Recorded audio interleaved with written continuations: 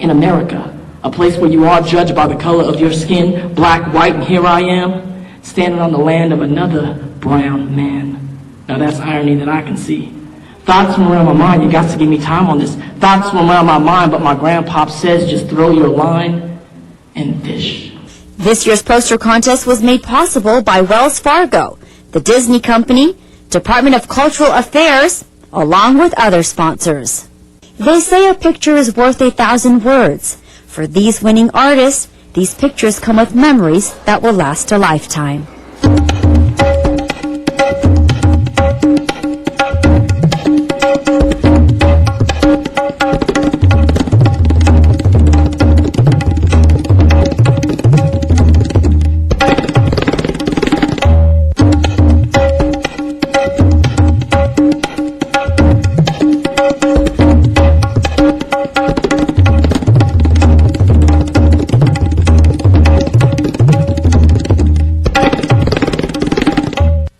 Los Angeles, a city known for its glitz and glamour, beautiful weather, and diversity.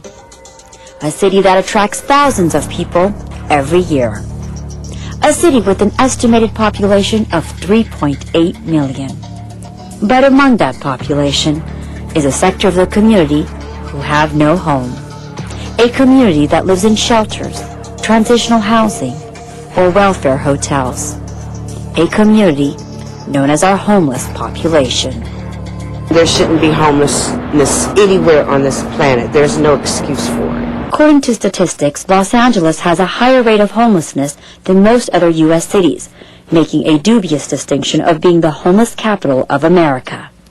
On any given day, there are nearly 68,000 men, women, and children in Los Angeles County who do not have a place to call home.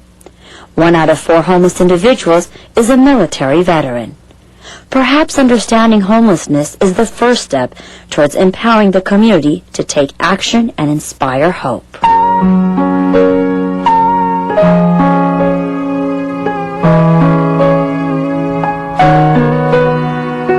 In fact, many people, you and I, may be just 1 or 2 or 3 bad decisions or traumatic events away from being homeless ourselves. Not every homeless person is homeless because they're lazy, because they don't care, they have a drug problem or alcohol problem, but something may have happened where they can't take care of themselves. For me, it was mental illness. People were homeless because they liked it. That's not the case. People are homeless because they've been victims of crime, particularly domestic violence. They are homeless because of mental or physical handicap. They're homeless because they have no job skills, or the job skills they have are now totally obsolete. So there are a number of reasons for people being homeless. They're looking for a way to survive and to become part of community. We can make a huge difference. Homelessness creates a bleak picture. It is often assumed that homeless people are harmful, unproductive, and a nuisance to society. Many times there is a misconception that homeless individuals are looking for money for alcohol and drugs or are involved in crime. But are these myths or reality? Can all people in the homeless community be categorized under one umbrella? Are they not individuals with their own identity, like the general population?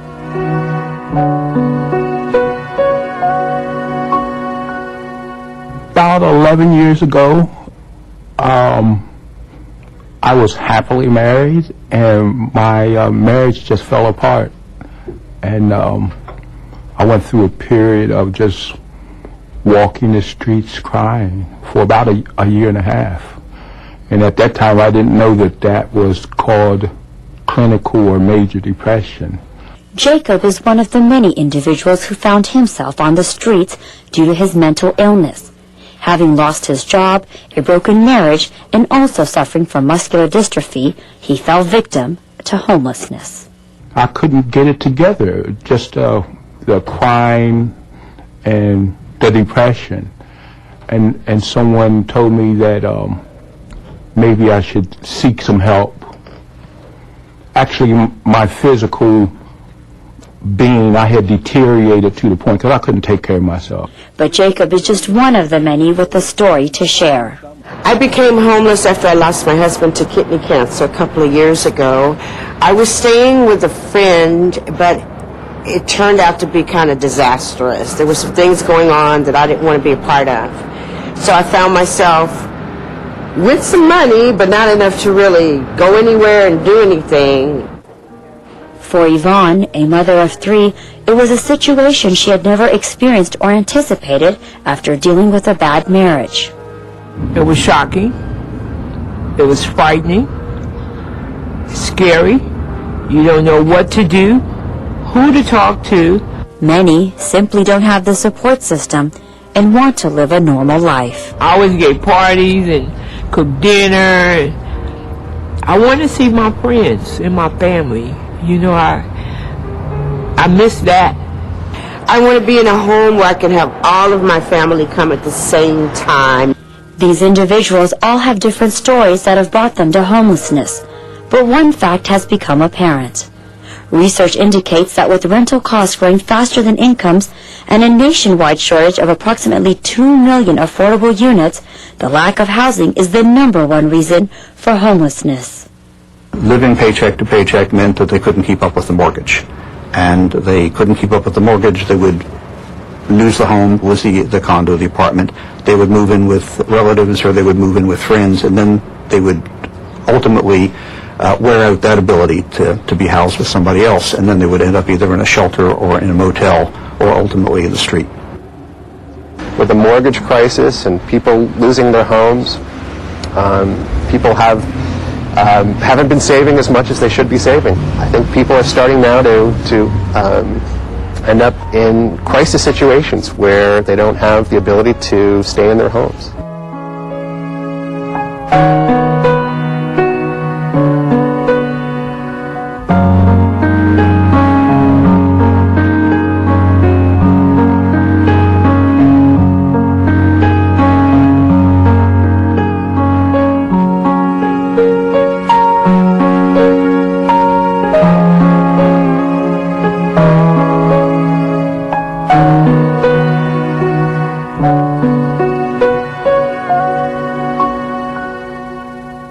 Today, agencies such as Upward Bound House and Step Up on Second are part of a movement making a difference for the homeless community. Step Up is a psychosocial rehabilitation program for people with mental illness, and as part of that we provide comprehensive services. We provide 2 meals a day. For homeless members we have shower and laundry facilities. We also provide vocational training and assisted employment. Step Up has been excellent in providing me an opportunity to take me where I was and help me move up. Step Up on Second has been working with the homeless population since 1984. We provide here at Step Up and all of our other future housing projects a permanent supportive housing. That means it's permanent, that it doesn't go away, people can stay the rest of their life, and it's supportive, that it's connected with supportive services. So if you walked in a unit, you would see something that looks like a college dorm room. It's about 300 square feet, it's a small efficiency, it has a bathroom, and then one room which has a small kitchenette, a bed, and a small living area. And since these units target homeless individuals, to have a modest space is actually a very good thing.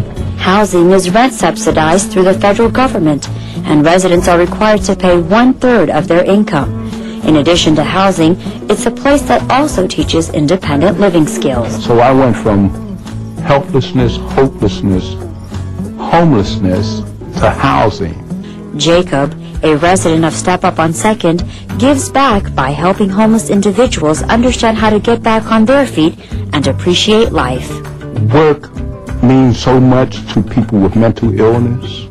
Work is a measure of self-esteem for a person. And so maybe I can't work, but I can facilitate groups. People do treat you differently when you're on the streets. But the important thing is what are you doing? Which way are you headed? What road are you on? And that's what Step Up does for us every day, is to help us in that area. Step Up on Second has helped individuals like Les find a way to utilize their talent. Something that's brand new that I'm a part of. It's called a learning center. And I kind of built this, or should I say I'm building it. And it is a place where people can come and study formal education. While Step Up on Second helps individuals, Upward Bound House, a social services agency, assists families. They have been running Family Place, a 21-unit facility for families in a residential neighborhood. Most people, when they think about homelessness and shelters, think about the chronic homeless. They don't think about families with children. Statistics indicate over 10,000 children under the age of 18 lack the safety and stability of a home. At Upward Bound House, they find a place to call home. But families have to prove they are willing to make the change. We do background checks, we do criminal checks. We're a clean and sober facility, so families have to demonstrate that they've been clean and sober for at least a year. If there's mental illness, they have to be med compliant. While the program is free, families must meet certain requirements. We don't charge rent, we don't charge for any of our services. Our program is free for our clients. But what we do require is that our families are employed, the parents are employed, and that they save a minimum of 75% of their monthly income into an account we help them set up at First Federal Bank. And a typical family is with us between 6 and 9 months, where we help them stabilize, we provide case management, education and counseling, and actually we provide placement into permanent housing as well. Upward Bound opens doors for families and single parents. It has seen a 95% success rate of families remaining in permanent housing at least a year later. I think one of the things that makes Upward Bound House so unique is that we serve an entire intact homeless family. Unlike many other agencies where they'll separate an adult male from women and children, we believe it's critical to keep the family unit intact during this crisis period. So we actually will have intact families that we serve, and in fact we'll also have single dads with minor children that we serve here as well. While institutions are there to provide support, individuals recognize nothing should be long-term. Do not get comfortable, because when you get comfortable, you get in that satisfied mode. You know what I'm saying? Like you don't need nothing else. Shelters are temporary.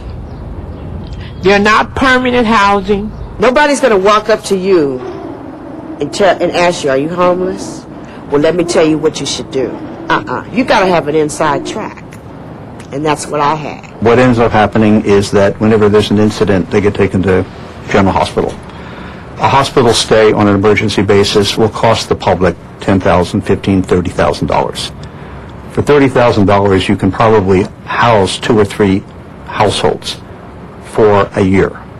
And so the provision of housing and services in housing will dramatically cut the cost of providing the services for the homeless.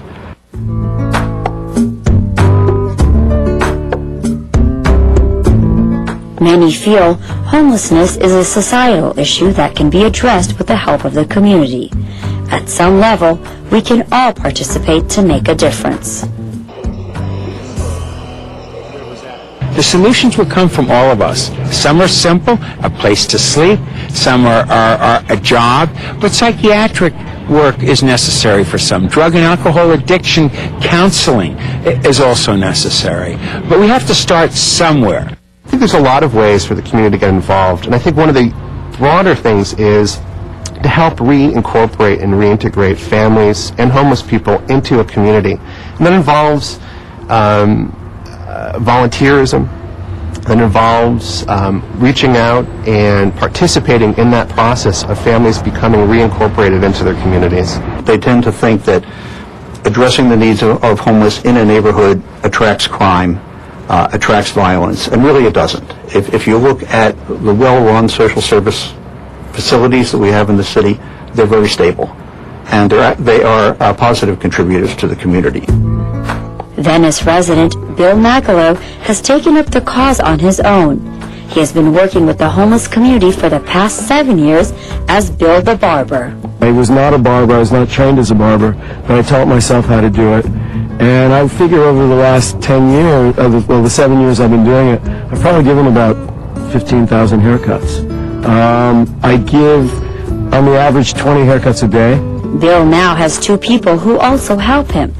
But the experience has been a learning process, and one that has helped him understand the homeless community. The homeless whom I deal with and whom I know, some of whom I know extremely well, are not the same as some of the people that merchants have a problem with, and that some of the residents have a problem with. The people I work with, for the most part, are more sociable than some of the other homeless. There are people who are willing to come out and be around other people in order to get food or in order to get a haircut. From Bill's perspective, the haircut is more than just grooming and provides a sense of communal belonging.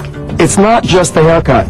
A lot of it is about the bench. Usually do it on a bench, and everybody gathers around. People are waiting for their haircut, and the conversations that go on are very open, and they're very friendly. There's a lot of joking going on. And so people, even after they get their haircut, they'll just hang around. And when it comes to advocating rights, they live here as much as we do. The air belongs to them. The ocean, they should have just the same accessibility to the beach as anybody else. Carol Bolander, another Venice resident, feels more needs to be done for the homeless. I think that this is a historical problem. This means that our city fathers have not been taking care of the people for many years, probably since they closed the mental health facilities.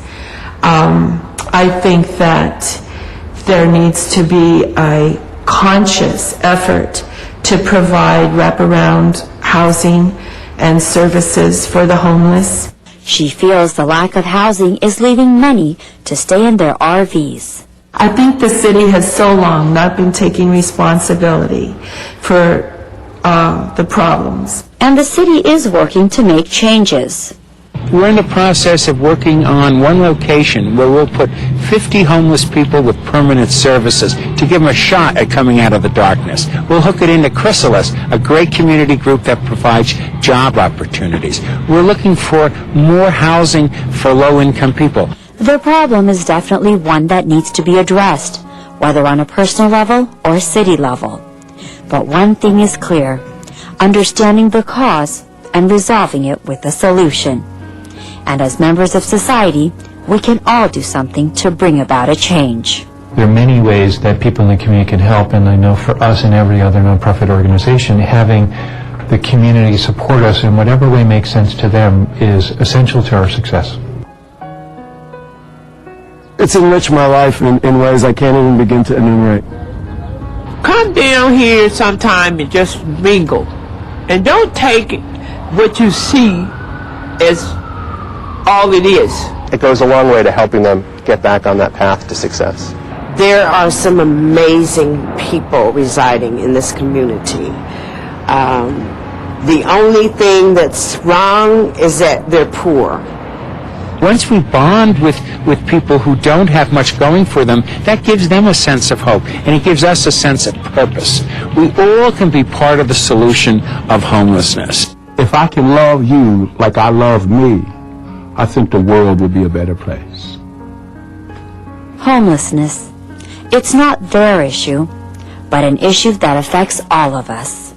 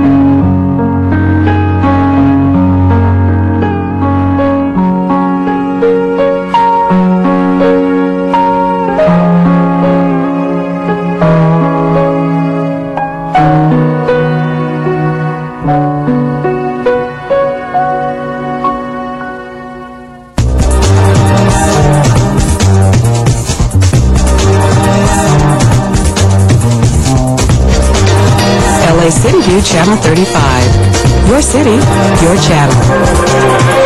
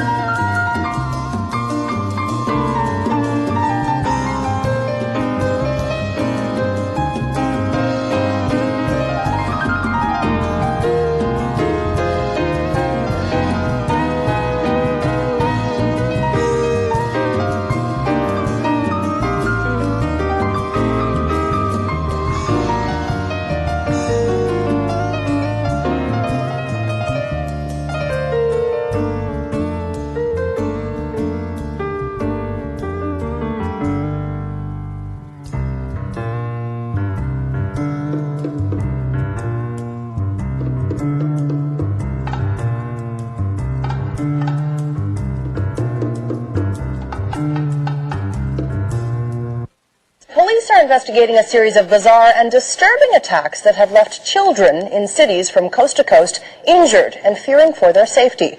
As Global's Annika Bauer tells us, the young victims were targeted simply because of the color of their hair.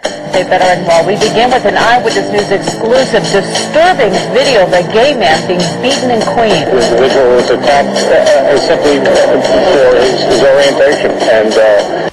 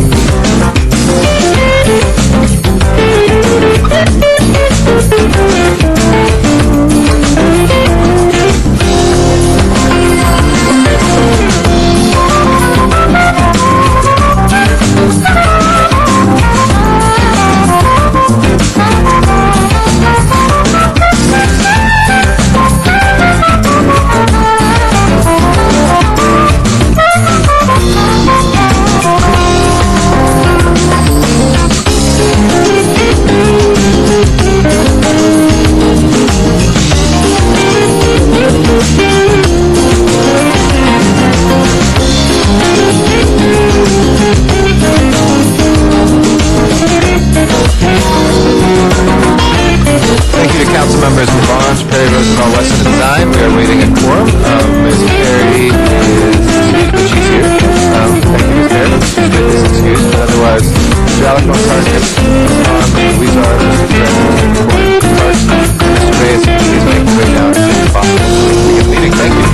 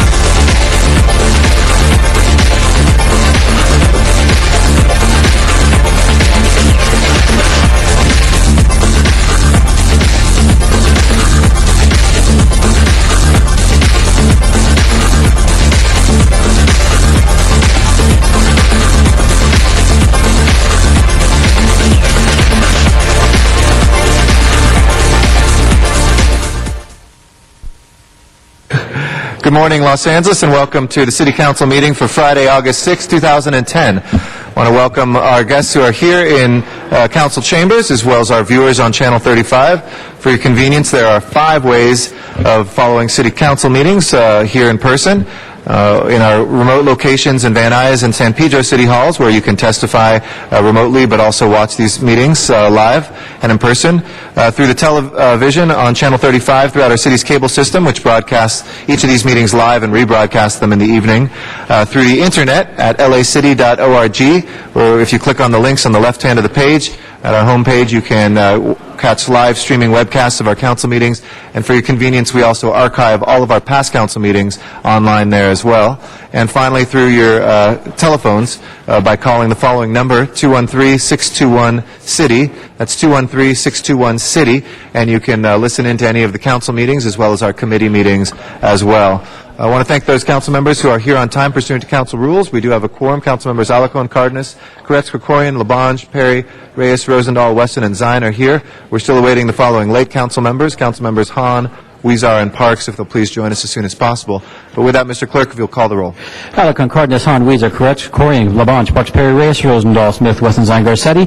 11 members present and a quorum, Mr. President. All right, first order of business, please. Approval of the minutes. All right, Mr. Zine moves and Mr. Reyes seconds. Without objection, those minutes will be approved. Next order of business. Commendatory resolutions for approval. All right, Mr. Koretz moves and Mr. Krikorian seconds. Without objection, those will be approved as well.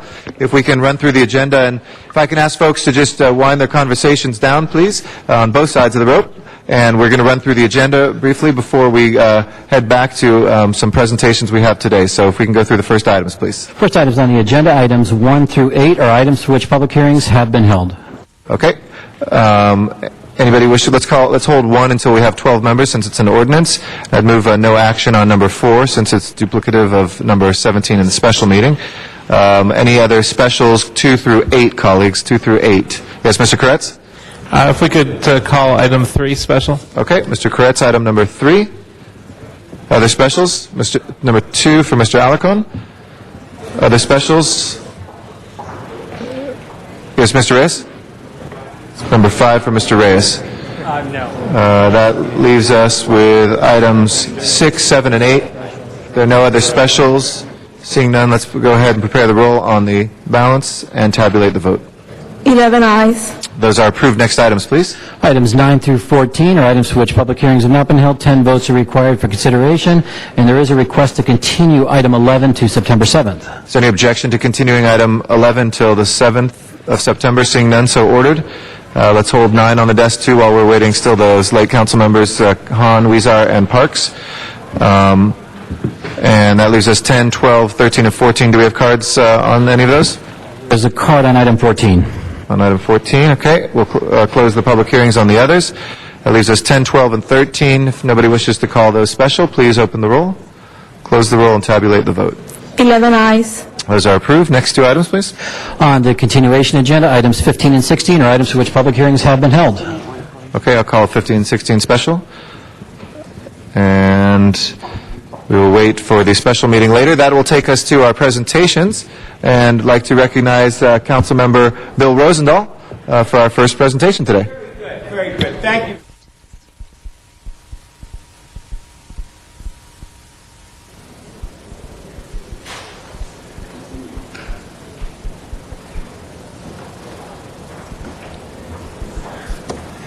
Good morning, council colleagues, and good morning to all Angelinos who are watching this on Channel 35.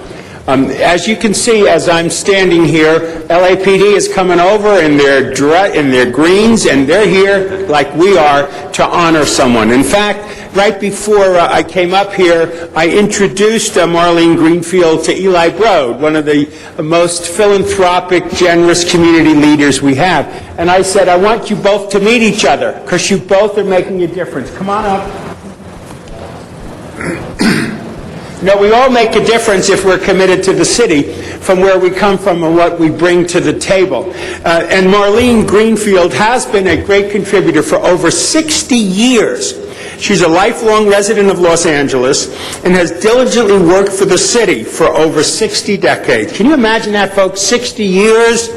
and 3 months of employment with the City of Los Angeles, Marlene Greenfield retired just last week on July 31st. At the time of her retirement as a Principal Clerk Police Number 3, Marlene was the most senior civilian employee in the LAPD and the woman with the longest tenure in the city service.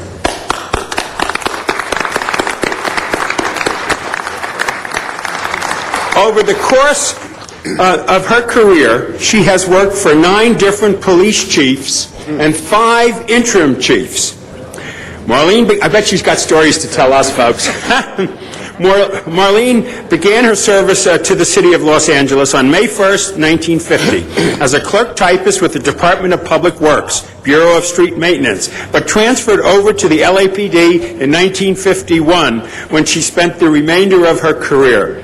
Since 1967, she has worked out of the LAPD Pacific Division, and that's in my district, and it's an honor to have her there and have had her there. In fact, she started there when it was officially known as the Venice Division. Marlene has worked diligently to make Los Angeles a better place in which to live. Marlene served our city through community service work for some of the following events: the Los Angeles Marathon, the Jimmy Stewart Relay Races, the Los Angeles Police Department Baker to Vegas run. That sounds interesting. Marlene has strived to make Los Angeles a better place in which to work. She served the employees of our city by holding various chairmanships in the City of Los Angeles Supervisors and Superintendent Associations, the All-City Employee Association, the All-City Employees Benefit Service Association, and the Civic Center Women's Council. Marlene was responsible for putting together the Area Records Management Association, an organization aimed at developing ideas and strengthening productivity among upper-level management. Marlene has held multiple chairmanships with the California Federation of Business, Professional Women, and was the president of the Los Angeles Sunset District of Business and Professional Women. Marlene is an established member of the California Law Enforcement Association of Records Supervisors Southern Chapter, and has been an invaluable resource for both the sworn and civilian personnel in the Pacific Division. Marlene's dedication and commitment to her job and our city has not gone unnoticed by the community. The Pacific Area Booster Association gave Marlene the Civilian Employee of the Year Award for Pacific Area. In addition, the Los Angeles Sunset District Federation of Business and Professional Women's Group honored her as the Woman of the Year. Today, I want to add to those who have recognized Marlene Greenfield's outstanding leadership, altruism, and loyalty. Thank her for her decades of service, and congratulations to her on a well-deserved retirement.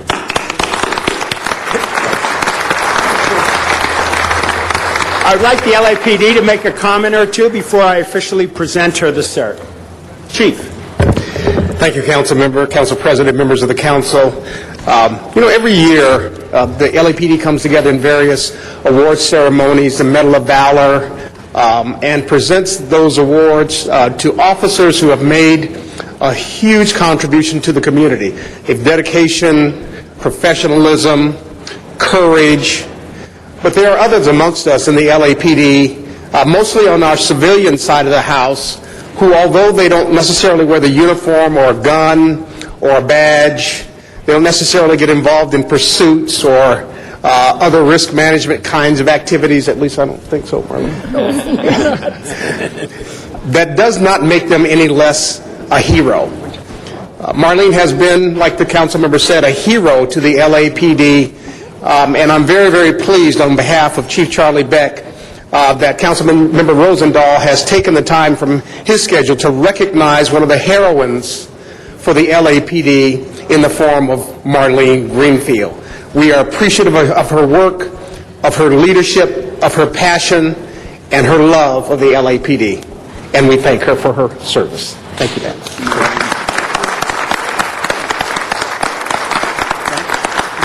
And after that, we have 2 council members who'd love to add their good wishes too. Great.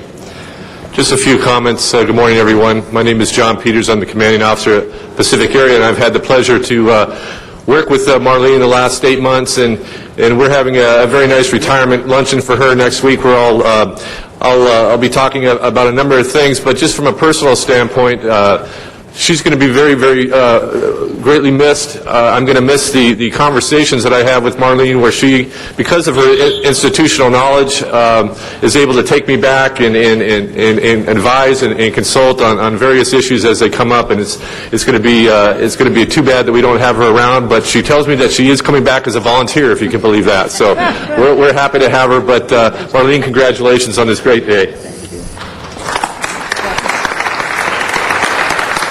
Mr. Zine and then Mr. Parks. Thank you, Mr. President. Marlene, it started here for you in City Hall many years ago, where you were on the second floor working in this beautiful building, and now your retirement, full circle. The police officers that you have mentored throughout the department for so many years, and the guidance that you've given them, the support you've given them, and working within that civilian section with that dedication, that enthusiasm. I know my son Chris, who's a LAPD officer, his first assignment was Pacific, and he always spoke about how you will always mentor them and put them in the right direction. And there's so many people who have their careers, their blessed careers, because of your guidance and your support over the years, 60-plus years dedication to the people of Los Angeles, to the men and women of the LAPD, for all that. We wish you a great retirement. I know you'll come back, you're going to write a book, you're going to have photographs, you've got so many tales to tell, and Councilor Parks is going to speak next, so don't tell any tales about him. But I wish you the best, and you've done so much over these years. It's often people retire 20, 25, 30 years, but it's so seldom that someone puts that much time in representing the good that you've represented for the people of Los Angeles and the Los Angeles Police Department. So my congratulations to you. I wish you good health, good happiness, and you deserve every dollar you're getting on that pension. God bless you. Mr. Parks. Thank you, Mr. President. Marlene, I think we met in 1973. I think you already had 30 years on the department at that time. I made lieutenant and I came out, and what was interesting, when I talked to people in the division as to going in and talking to the new the captains there, they said, no, your first stop should be with Marlene, to understand what goes on in Venice Division, to understand what the issues were. And at that time, we were going through what was called team policing and Team 28 and all those new concepts. And the transition that was going on was remarkable. And so it was just a matter of you holding that together and then watching the transition from the old Venice station to the new Pacific station was, again, a remarkable feat to never miss a beat, not one missed DR number or anything else, that we were able to move into that station because of your coordination. And so I just want to say thank you, and primarily want to say thank you because we gave you one of the toughest jobs that I've ever seen. You actually supervised my daughter for a number of years, and she was a pistol. And so, but you got her on the right track, and she's doing well now. But I remember several times you called and said, this is beyond the call of duty. And so, but I appreciate that, and she appreciates what the time you've invested in her. And again, she's doing well now. So thank you very much, and thank you for those 60 years. Thank you. The microphone's now yours. We'd love to hear from you. If I can make it. Actually, it's been great working for the department. We have the best police department in the nation. Our people here, our officers are well trained, they're polite, and they get the job done. And I've enjoyed meeting most of them, I've enjoyed working with them, and I'm hoping to be around for a while and maybe volunteer. But I've had some great people to work with. I've had some great chiefs of police. Most of them were policemen originally who went up the line. And that was a great thing to see. And now our chief this time, Chief Beck, is another one that started it out at Pacific. So we've got another great chief. And I thank everybody. I thank the people at the bureaus that have worked with me, the city council people, and especially Pacific area personnel. Thank you. All right. Bless you. Here you go. Let me officially hand it to you. Thank you very much, and congratulations, and thank you, Mr. Rosendahl, for that wonderful presentation. We're going to go into the special meeting. If we can please call the roll. We have 12 members. Yeah, let's take up the two ordinances that we were holding 1 and 9 first. Please prepare the roll and tabulate the vote. 13 ayes. Those are approved. If we can call the roll for the special meeting, please. Alarcon, Cardenas, Hahn, Weezer, Koretz, Kokorian, Labange, Parks, Perry, Reyes, Rosendahl, Smith, Westenstein, Garcetti. 13 members present and a quorum, Mr. President. All right. If we can take up item number 17. It is a single item, notice for public hearing. Okay. And I know some folks put in cards for number 4. What I've done is moved any of the cards for number 4 into number 17 because it was a duplicative item, and so we took no action on 4 since 17 covers all of those, and we've made sure we move those cards over. Ms. Perry, if we can do the public hearing first, we'll do that? Okay. Our first speaker is Shizhong Chen. After that is Carol Schatz.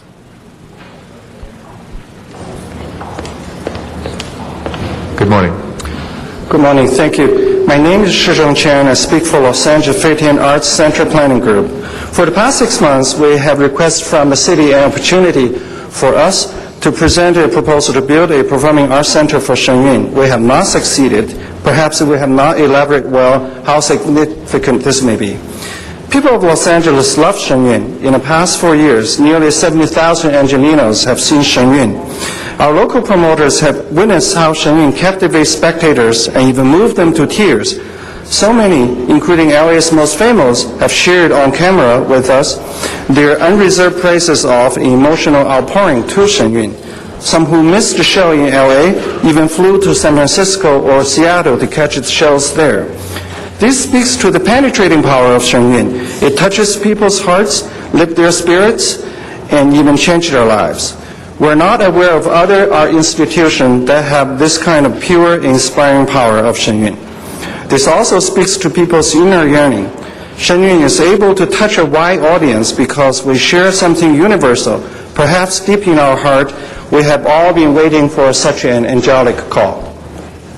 Over 200 years ago, Thomas Jefferson worried for us, quote, "Will they, in the enjoyment of plenty, lose the memory of freedom? Material abundance without character is the path of destruction." His concern is borne out by today's moral decline. But we believe he will be relieved, seeing how people have responded to Shenyun's uplifting messages, that today's people are still seeking moral inspiration.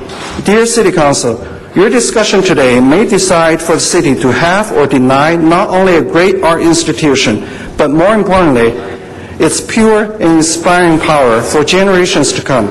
It is a great responsibility, and most important vote you will make. If you listen to your heart, you will know how to vote. Thank you very much. Thank you very much, sir. Carol Schatz is our next speaker. After that is Yingyan Wu. Carol Schatz, President of Central City Association. We are proud to stand in support of this extraordinary $300 million gift from an extraordinary philanthropist that we are very lucky to have in the city of Los Angeles. This gift was extraordinary at $300 million, with the additional $7.7 million that Eli Broad and the foundation have so generously offered that will provide low-income housing, in addition to the gift of this incredible cultural facility. This is a gift that we should be grateful for. It has built on Mr. Broad's incredible work, giving us Walt Disney Concert Hall, MoCA, the Performing Arts School, further on Grand Avenue. This museum will anchor MoCA, will provide the synergy and the connection between these two institutions that will really make Grand Avenue a destination. We'll make it the cultural corridor we have all wanted it to be. The city, the county, and the CRA have made an incredible investment in this corridor, and this museum, whether or not the Grand Avenue project moves forward, will make that vision a reality. In addition to that, this museum will provide incredible economic benefits. Over 1,500 jobs, $234 million in indirect economic benefit. Cultural tourism brings more dollars to the city than any other kind of tourism, because those who come to see museums and cultural institutions have more money to spend and spend more on hotels, restaurants, and the like. We urge your support. We know you will support this very special gift and to the city of Los Angeles. Thank you. Thank you. Yingman Wu is our next speaker. After that is Mike Wang. Good morning. Hi. My name is Yingnian Wu, and I'm a professor of statistics from UCLA. So during the past 4 years, I have been to Shenyun Show every year, and each time I thoroughly enjoy the show. The dances are exquisitely beautiful, and the music is also very special. It's a very fine blend of the Western and the traditional Chinese instruments and the styles. Moreover, I would like to add that the Shenyun Show is spiritually uplifting. So being a statistician, I would like to report some statistics about the growth of Shenyun, because in the past 4 years I have been following the growth quite closely. So in 2007, Shenyun stages 78 shows all over the world, and in 2008 the number is 216. And in 2009, the number grew to 320. And this year, 2010, the number is greater than 400.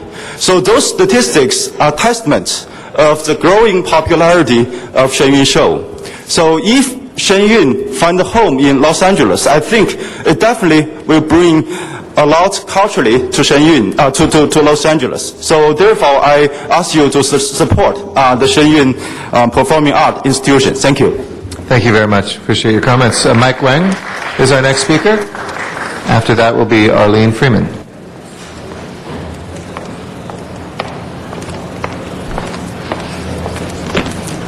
Good morning. Good morning, everyone. My name is Mike Wang. I'm the marketing manager of Shenyun in Los Angeles.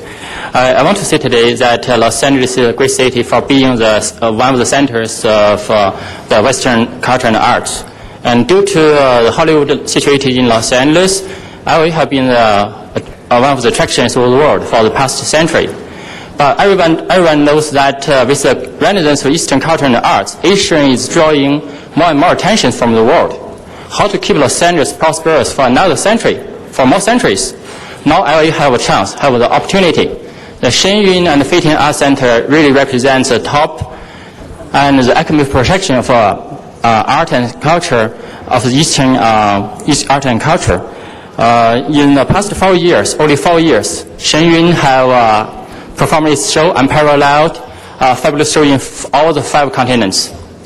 And I'm thinking that if we have the Shenyun and the Feiting Art Center situated in downtown Los Angeles, this with Nokia Theater close to downtown, with Music Center neighboring this project, LA will continue to have all the elements, the Western and Eastern elements, to be the focus of the world for another century. So this is the reason I come here for this proposal, for the consideration of Los Angeles prosperity for another century or more centuries. We wish the board, everybody here, everyone who had the meeting, consider for win-win status by both the Feiting Art Center and also the current project by Mr. Eli Brau. So maybe we can consider another, any kind of opportunity to have a win-win status. Thank you very much. Bye-bye. Thank you very much. Arlene Freeman is next. After that will be Arnold Sachs.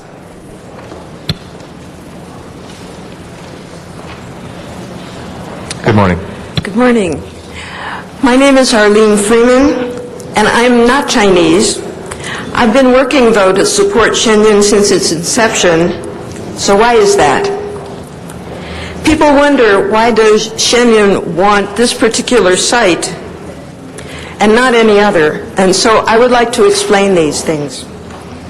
Dr. Chen, in his speech, said that Shenyun captivates people's hearts and moves them to tears. That's true, but it is more than that. In a world where so many people ignore what's right in favor of immediate monetary gain, where people look the other way so that they don't see how widespread our inhumanity to each other really is, and where people sully the very values that our country was founded on so that they can gain power and money.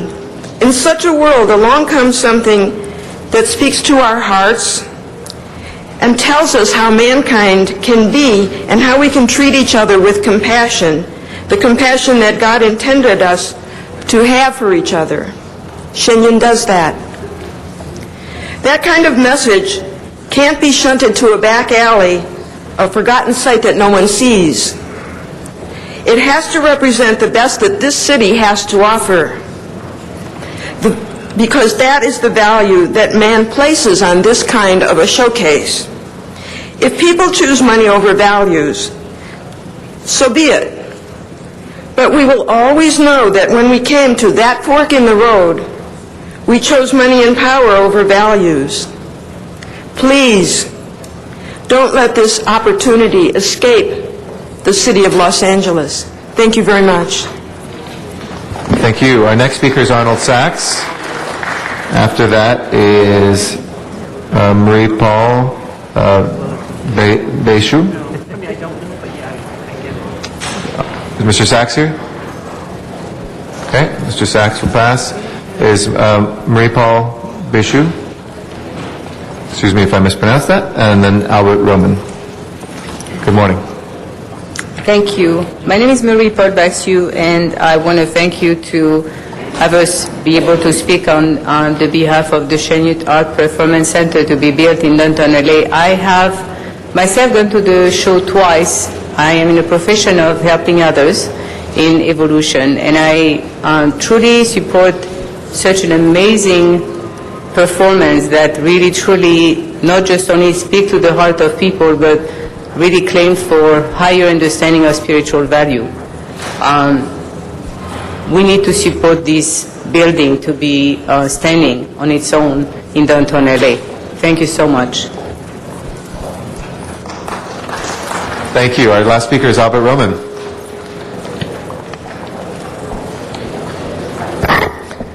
Dr. Clyde Williams, 4115 Barrett Road, El Sereno, Northeast LA. I worked in museums for almost 10 years. It's very nice to have a museum downtown, but MTA recognized... I'm sorry, it was Albert Roman?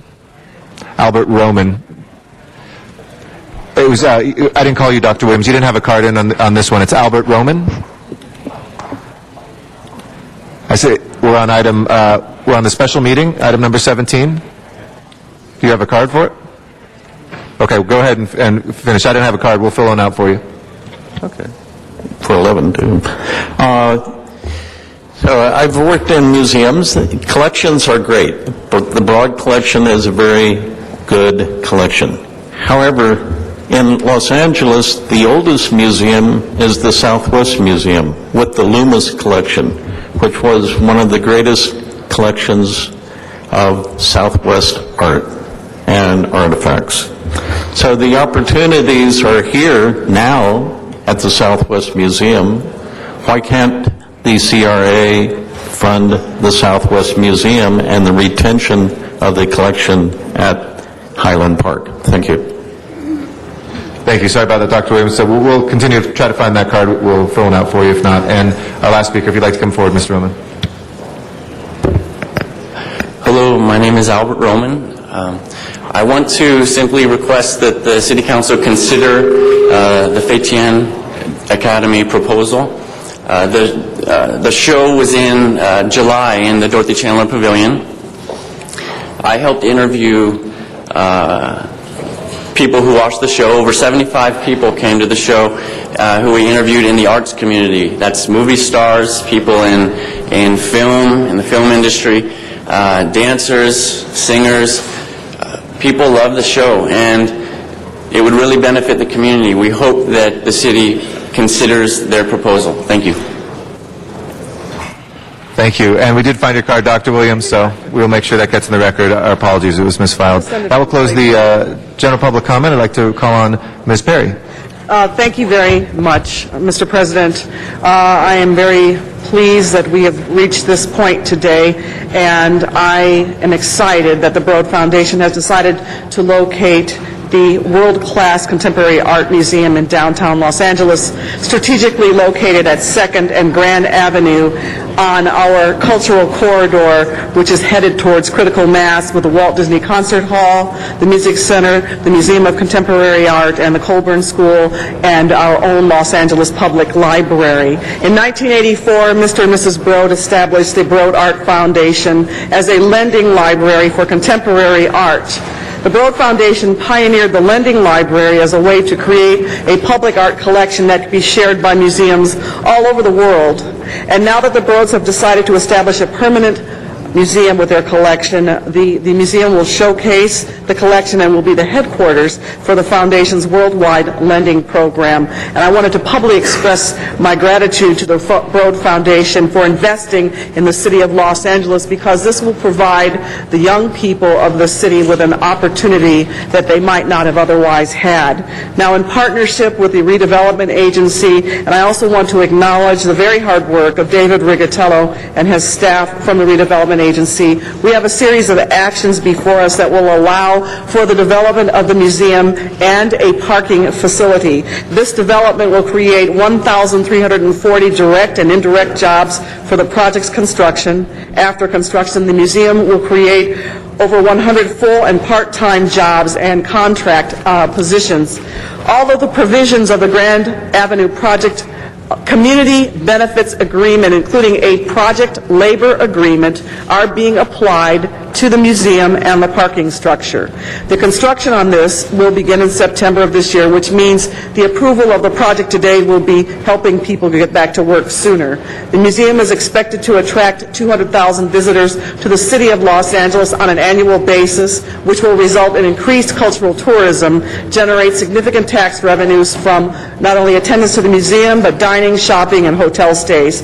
The Broad Foundation is making an investment in the city of Los Angeles and is fronting the funds for construction of the museum and the parking structure, and providing a $200 million endowment to guarantee the operation of the museum. Historically, the city of Los Angeles and the Redevelopment Agency have provided $1 a year leases for 99 years to other cultural institutions. But in this case, the Broad Foundation is providing $7.7 million in a lease payment to the Redevelopment Agency up front. The Redevelopment Agency owns the parcel where the museum and the parking structure will be built. However, the parcel is part of an active development agreement with the related companies for the Grand Avenue project. And I felt that that was very important to state on the record, since there has been a request for this parcel to be released for another request for proposal. In short, and I just want everybody to hear this, the site is under contract with the related companies, which is assigning rights to this development, a portion of this development, of this site, to the Broad Foundation. The Redevelopment Agency is bound by the development agreement. And again, I want to express my appreciation to the Broad Foundation for making this incredible development for our city of Los Angeles possible. And I hope that you will all support this action. And if there are questions, we have Mr. Rigatello here from the Redevelopment Agency to speak and answer your questions if necessary. Thank you. Mr. Rosendahl.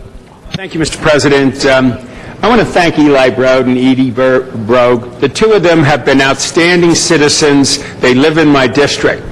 They put their money where their mouth is. The $7.7 additional million is going to solve a lot of problems for us. One, it means a big commitment to the social consciousness. We're going to do affordable housing. Ms. Perry's talking about that, where the $7.7 million will go. A lot of the artist communities are thrilled, and that Mr. Broad is out there. I said to him earlier, I wish we had more people of your stature making contributions and contributing and partnershiping with the great city of Los Angeles. Hats off, Eli, to all you've done for all of us. This is a great project. It's moving in the right direction. Thank you. Thank you very much. Mr. Labange. Park, Health and Aging Committee, I want to stand. First of all, let's give Jan Perry a big hand for her leadership in the downtown community. And Mr. Broad and his team, Mr. Hernandez. Mr. Hernandez, please. Thank you. Mr. Broad and his team, I want to congratulate you for the work that you did on Wilshire Boulevard with BCAM and the wonderful opportunity the other night at LACMA. I was at the Broad Contemporary Art Museum, sitting on what was an old city street, Ogden Drive, with a number of museum friends enjoying the activities and connecting people. And all of a sudden that energy comes. Cultural tourism is very important, but to have it downtown to enhance the Disney Concert Hall, to enhance the Grand Avenue corridor will truly make Grand Avenue special. And from Main, I spring to Broadway, up the hill to Olive. Wouldn't it be great if I could hope to pick a flower on Figueroa? Thank you. There's a little art this morning. Council President Garcetti at Zines desk. Thank you. We'll get you a backup band next time, Mr. Labange, for that. Don't worry. Thank you very much, Mr. President, and thank you to everybody who came here for this and the hard work, and especially Ms. Perry for helping quarterback this through as well. To our friends who spoke about other possibilities on Grand Avenue or other places in the city, this is such a cultural city. There should be so many places. We should not all fixate on any one place in this city. And, you know, there's Hollywood, there's the West Side, there's other places downtown. What we're seeing is a flowering throughout Los Angeles right now. I think the art world knows that Los Angeles right now is the center of the world. It no longer is New York. The downtown New York is great. It's not Berlin, though Berlin is great. It's not London, though London has wonderful collections. When you look at the actual working artists and who is here in contemporary art, Los Angeles is the center of the world right now. And I think it is so critical for us with the resurgence of MoCA, and then looking also at what we're going to be able to do. And the Broad Foundation, and Eli, your generosity and your loyalty to this city. And I appreciate that especially because we live in a very diverse county with 88 different cities and many different places. The ocean is a wonderful and a beautiful place to be. There's a lot of folks that live on the west side. There's a lot of people in South LA. There's people in Orange County. But this is where this town was born. And to be able to revitalize it from where we started is an amazing thing. And now that we've seen the revitalization of MoCA as well, which is critical right across the street, Disney Concert Hall and everything that is there, we now have a cultural center that is almost unparalleled, certainly in the western United States, but potentially soon in the world. I think this is a wonderful deal, and thank you for making this possible at a time when a lot of people, you know, we, like you, I think get a lot of slings and arrows from different people who always question the motivation behind. I would point out to folks that there are a lot of businessmen and women who are as successful as Mr. Broad who do not give back to the city in the same way. And I think it establishes the model, not just for giving nationally, but to remember where you are and the place that you live in, and that's Los Angeles, and thank you for that gift. Seeing no more speakers on the queue, please open the roll. Tabulate the vote. 14 ayes. Okay, that item is approved. Forthwith, that item will go forthwith. We will adjourn the special meeting now and go back to the regular meeting, continue our presentations, and Mr. Huizar for our second presentation, then we'll come back for our general public comment. Mr. Huizar.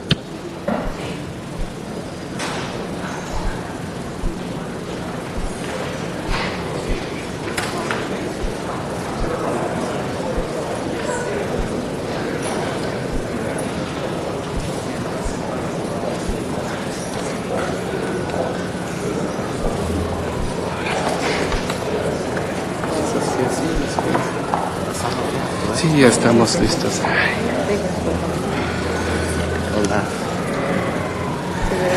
Well, good morning, Mr. President, and good morning, colleagues. Good morning, City of Los Angeles.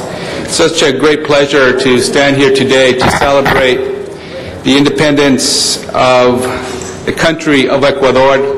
We have with us some distinguished guests, members of the Los Angeles community with Ecuadorian background who are active in the City of Los Angeles, who make and contribute to the wonderful richness that makes up this city. We have with us also the Council General and some of the princesses, the court, from the Ecuadorian Communities Festival that they have each and every year to celebrate the independence. Each year, Ecuadorians commemorate their Declaration of Independence, which began in a small city of Quito after nearly 300 years of Spanish colonization. It was there on August 10th, 1809, that the first call for independence from Spain was made in Latin America. It was known as El Primer Grito de la Independencia, the first call for independence. Quito's nickname, Luz de America, comes from the idea that in Quito, the inspiration to liberate all of Latin America began. That struggle went on for 15 years, ending in 1824. I'm happy to have with me here many proud members of the Ecuadorian community, and we welcome them all to City Hall chambers today. Some of our guests include Elba Beruz, Father Bolivar Jaramillo, Jose Sancan. He is the director and producer of the film Amores y Pobres. Jose Mera, Saulo Enriquez, Patricio Ramos, Rodi Velez del Mercurio de Manta, Milton Alava, Freddy Platón, Dr. Italo Calamarco, Beauty Queen of Chon, and Presidents of Chon Patrons Association. I also want to give a special thanks to Elba and the other members of the steering committee for putting together a series of events these past few weeks. And this Saturday, the Ecuadorian committee invites all of Los Angeles to join them in its annual Fiestas Patrias, which will take place along Los Angeles Street between Arcadia and Alameda, ending at El Pueblo, where there will be a cultural festival. Things kick off at 10 a.m. So, ladies and gentlemen, I want to acknowledge the Ecuadorian community here in Los Angeles, thank them for their contributions, and to say that here in the city of Los Angeles, we celebrate our diversity, but there's even more of a celebration when we celebrate their country's independence. So with that, let me invite up to the microphone the Consul General from Ecuador, Eddie Bedon. Eddie.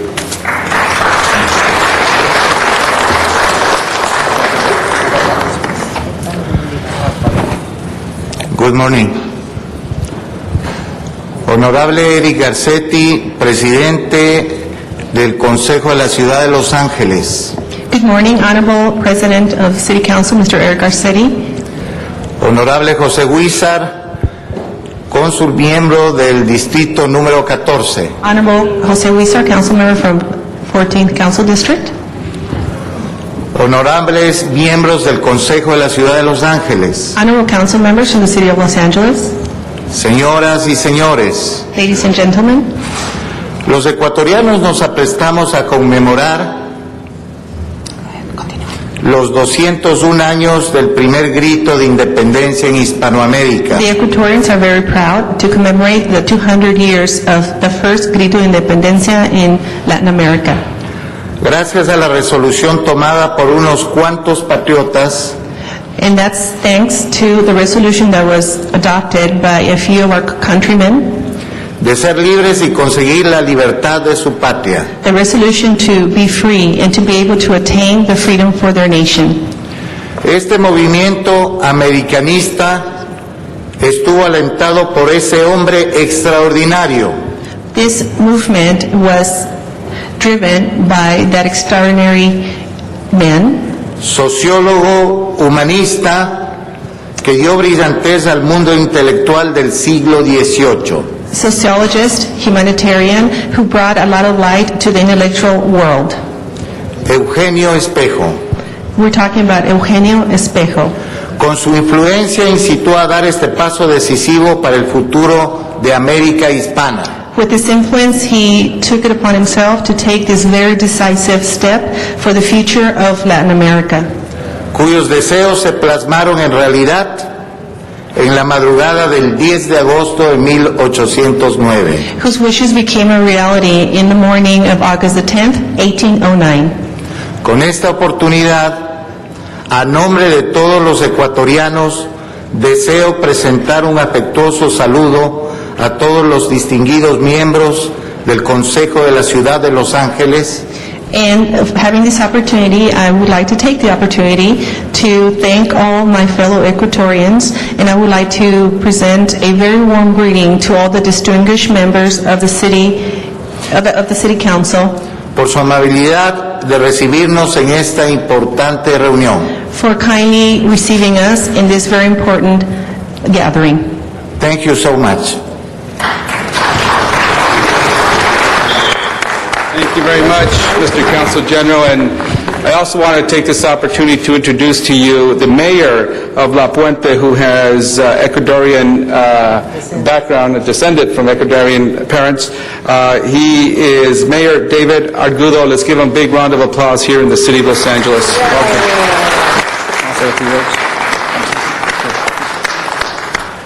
It's a great opportunity to be here today with you all, and as a son of immigrants from Ecuador, I'm very happy to be here today, and especially I want to thank the people that have traveled from far for these festivities here in the city of Los Angeles. With that said, I thank you. Thank you. Thank you very much. Thank you very much. My sister lives in La Puente, by the way, so she mentioned you to me a few times.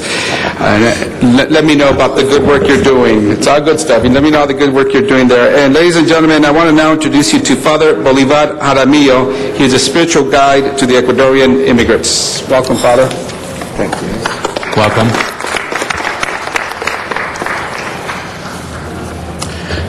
Good morning. Hemos celebrado llenos de emoción el bicentenario de integración del primer grito del primer país soberano de América y patrimonio cultural de la humanidad. We have celebrated with great emotion the bicentennial integration of the first country, sovereign country in America, the cultural heritage of humanity. Quito, luz de América. Quito, luz de América. Y hoy nos hemos reunido para recordar con orgullo la memoria heroica de quienes dieron el primer grito de independencia en 1809. And today we have gathered with great pride to remember the heroic doings of those who gave the first grito de independencia in 1809. Es la fecha en que el pueblo quiteño decidió construir su soberanía con la sangre de cientos de patriotas que lucharon para defender la vida, la libertad y la dignidad del ser humano.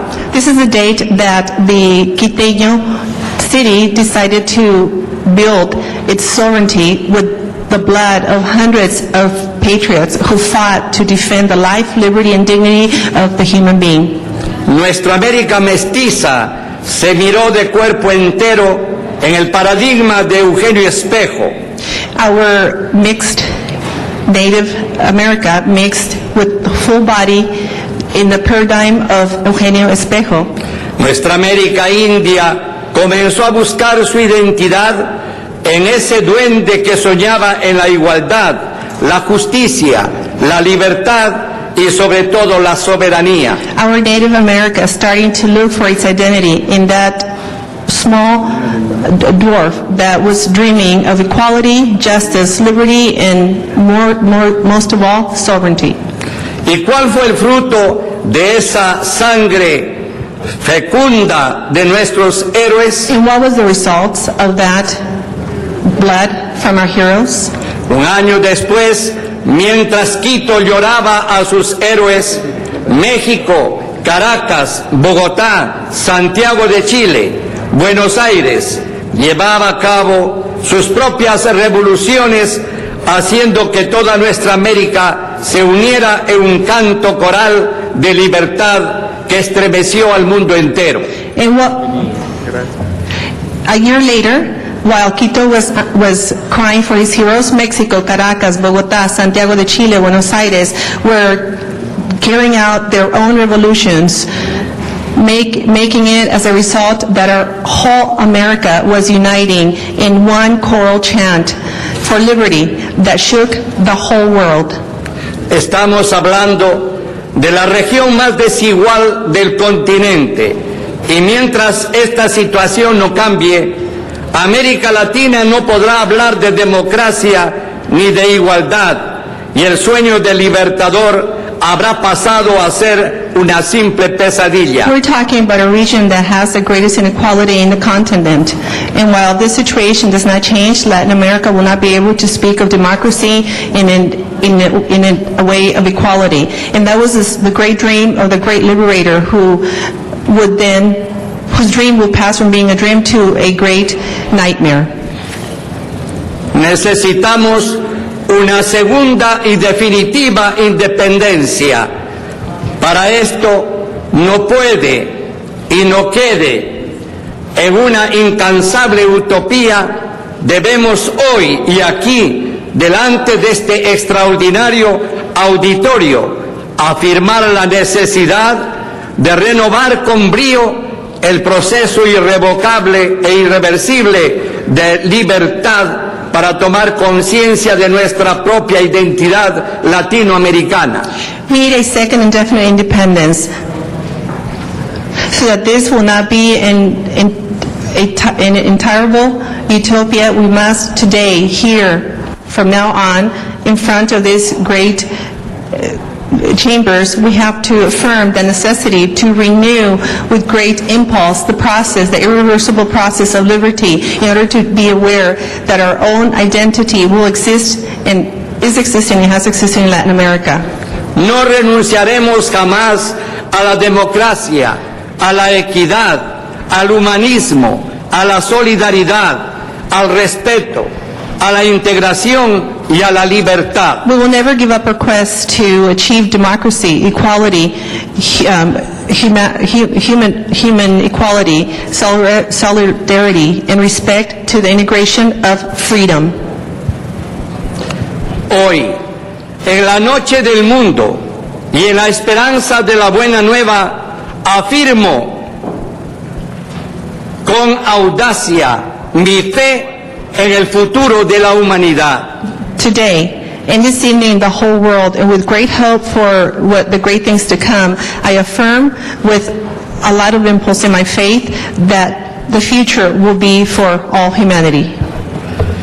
Me atrevo a creer que un día todos los habitantes de la tierra podrán tener 3 comidas al día para la vida de su cuerpo, educación y cultura para la salud de su espíritu, igualdad y libertad para la vida de su corazón. I dare to believe that one day all of the living humans of this world will be able to eat 3 meals a day so they can have life in their body, they can have education, culture, and health in their spirit, equality and freedom for life in their heart. Creo igualmente que toda la humanidad reconocerá en Dios la fuente de su amor. Creo que la bondad salvadora y pacífica llegará a ser la ley. El lobo y el cordero podrán descansar juntos. Cada hombre podrá sentarse debajo de su higuera en su viña y nadie tendrá ya que tener miedo. Equally, I believe that all humanity will recognize that God is the source of love. I believe in true saving grace and kindness and peace as well. I know that it will come to this being the law of God, that the wolf and the lamb will be able to rest together. Each man will be able to sit under his or her own home, in his or her own vine, and no one would have to be afraid. Creo que la verdad y el amor, sin condiciones, tendrán la última palabra.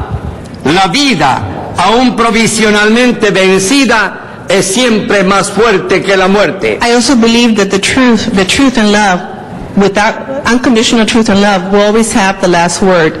That life, even though it has been defeated temporarily, will always be the source of death. Te saludamos hoy y aquí, Ecuador de nuestros antepasados. We greet you today and here, Ecuador, from our past. Te juramos ser los protagonistas de la segunda y del segundo grito de independencia para no defraudar ni profanar la sangre de nuestros héroes que derramaron por darnos la libertad. we swear to you here as the main actors that we will carry out the second Grito de Independencia, so we will not defraud you nor defeat you and misuse the name of our heroes who shed their blood to give us liberty. Os invito entonces, en este gran país que nos abrió sus brazos como una madre buena y nos hospedó con amor incondicional para que seamos los constructores de un mañana mejor y que nuestra capacidad y talento que Dios ha dado a todos y cada uno de nosotros nos convirtamos en los nuevos héroes revolucionarios que con la antorcha en nuestras manos llevemos el grito de unidad, de paz y de libertad. Then I invite you that in this great country who opened its great arms to us like a good mother would and who accepted us into their home with great unconditional love, I invite you so we can be the builders of a better tomorrow, and that with our abilities and talents that God has granted each and every one of us, that we become the new heroes, the new revolutionary heroes with the torch in our hands, and with it we can take the grito of unity, peace, and freedom. Muchísimas gracias, señores de la ciudad que construyen día a día un mundo más igualitario, más digno del ser humano. Thank you very much, honorable ladies and gentlemen, council member from the city of Los Angeles, because you built together a more dignified and equal city for the rest of the world. God bless you. God bless you. Thank you. Gracias. Councilmember Rosendahl. Yes, thank you very much, Mr. President, and thank you for your eloquence on that speech. You know, poverty and the connection of all of us is real. I obviously have been to Ecuador, Los Baños, Cusco, Machu Picchu, and Quito, and to know that the Incas were part of the history of the earth and what they accomplished in those days. One way Americans can help is to go to Ecuador as tourists and bring in some economic dollars. I've seen the poverty there. I also found the charm when I was in Los Baños. I mean, it's like going into a magical area. Of course, when you go to Machu Picchu, you feel the history of that. So I urge all Americans to partner with Ecuadorians to go there to help you build that middle class. We bless you for your leadership and for the community here in Southern California. And happy independence for everybody. Thank you very much. Gracias. Thank you very much. Councilmember Huizar. Thank you, Mr. President. Thank you, Mr. Rosenthal. And we could also say, along with Happy Independence, we could also say, Que viva Ecuador! Que viva! Thank you. And with that, I want to present someone who just arrived from Ecuador. He is the director of the newspaper El Comercio. He has just arrived 2 hours ago. In how many hours? ¿Cuántas horas? 24 hours, just arrived here in Los Angeles 2 hours ago. He is the director of El Comercio newspaper. On behalf of the city of Los Angeles, congratulations and happy Independence Day, el señor Patricio Ramos. Thank you very much. Thank you very much, Councilmember Huizar. Congratulations to all the Ecuadorians, and we hope and pray that you have a wonderful celebration on your independence. With that, that concludes our presentations for this morning.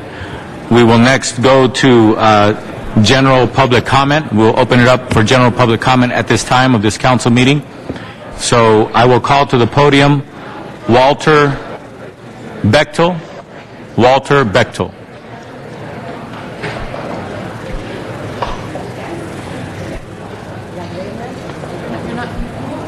Just be a few seconds, Mr. Bechtel.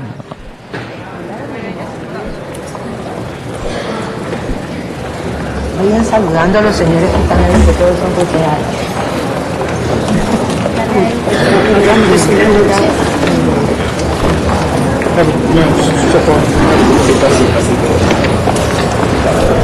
After Mr. Bechtel, if the two next speakers will please be prepared to come to the podium after Mr. Bechtel. It's William Blinky Rodriguez and After William Blinky Rodriguez, Bobby Arias.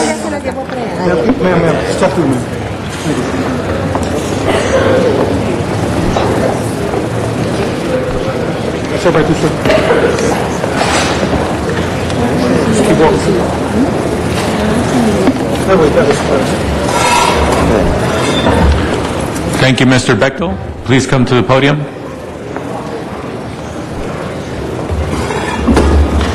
Please proceed. Good morning, thank you. I wanted to say something because we had some comments coming over the radio about the officers down at the airport.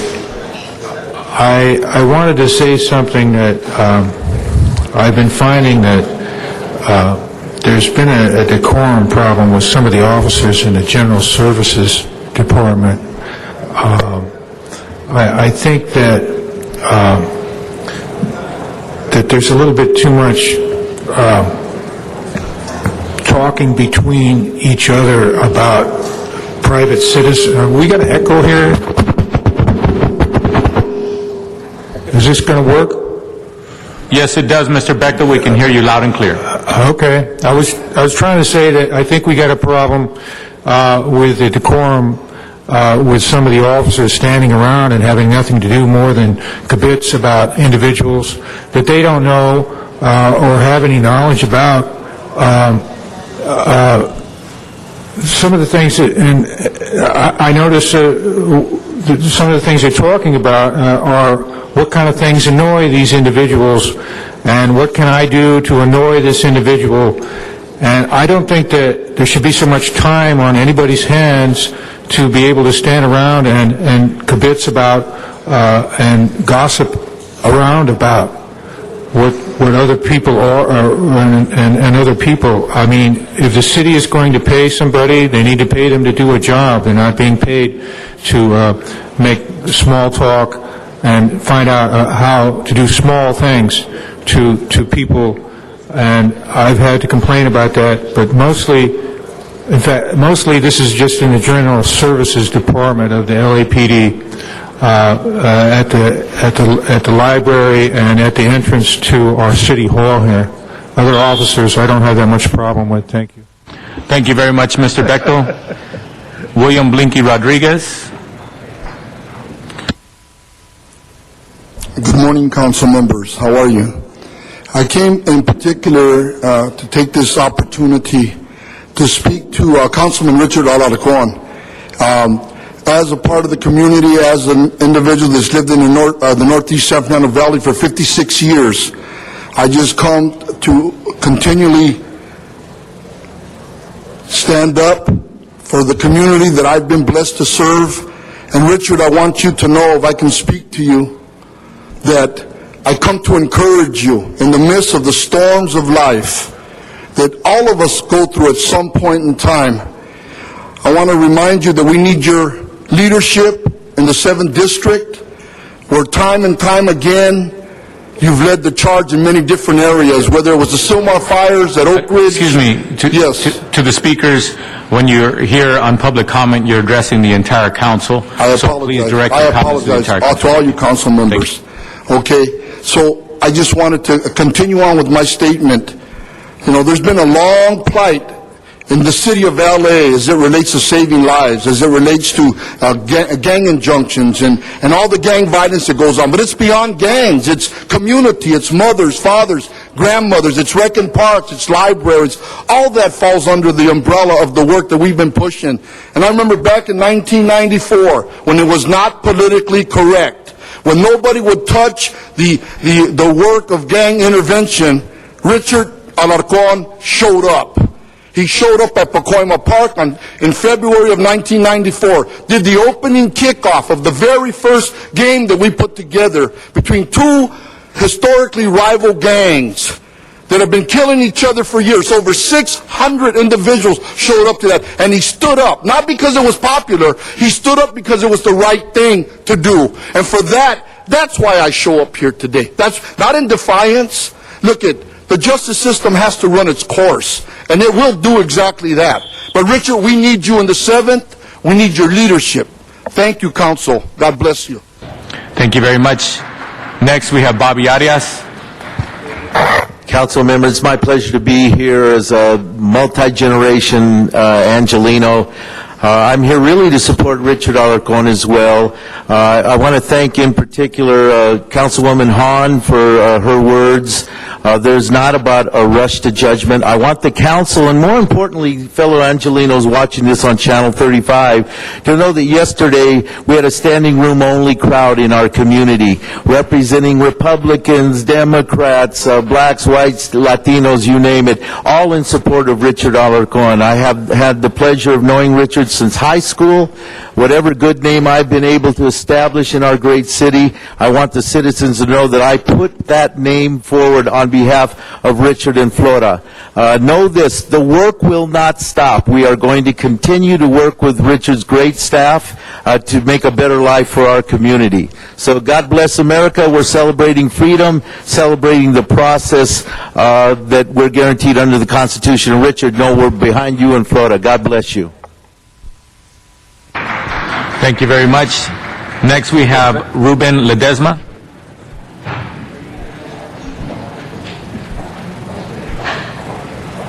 Good morning, council members.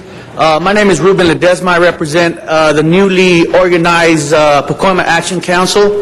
I'm here today in support of my councilman, Richard Alarcon. I was an employee of the City Housing Authority for nearly 20 years. And during these 20 years, I've seen a lot of gang violence. I've seen many young men lead astray through bad choices. During the last 6 months, I've decided to take on a full volunteer position in my community. And I have been working with mothers that had to bury their children, helping them put back the pieces, and also working with these young men and teaching them that they don't have to choose a life of crime or a life of poverty, that there's other choices. I'm here to just reiterate our concern. Not only is this a hardship for the councilman's family, but this is a hardship for the community. As I said, I'm volunteering full-time now, and one of the reasons why I'm doing this is because the work that he's done, because he's been a catalyst in the work that I've done throughout the years. And so I'm here to let you guys know that this has created a hardship for our community as a whole. Again, I ask the councilman I ask all councilmen and councilwomen to pledge their support to our councilman, because we need him in this time. There's a lot of issues in the community. And we need him to continue his great work. Thank you very much. Thank you. Sharon Garrett. Sharon Garrett.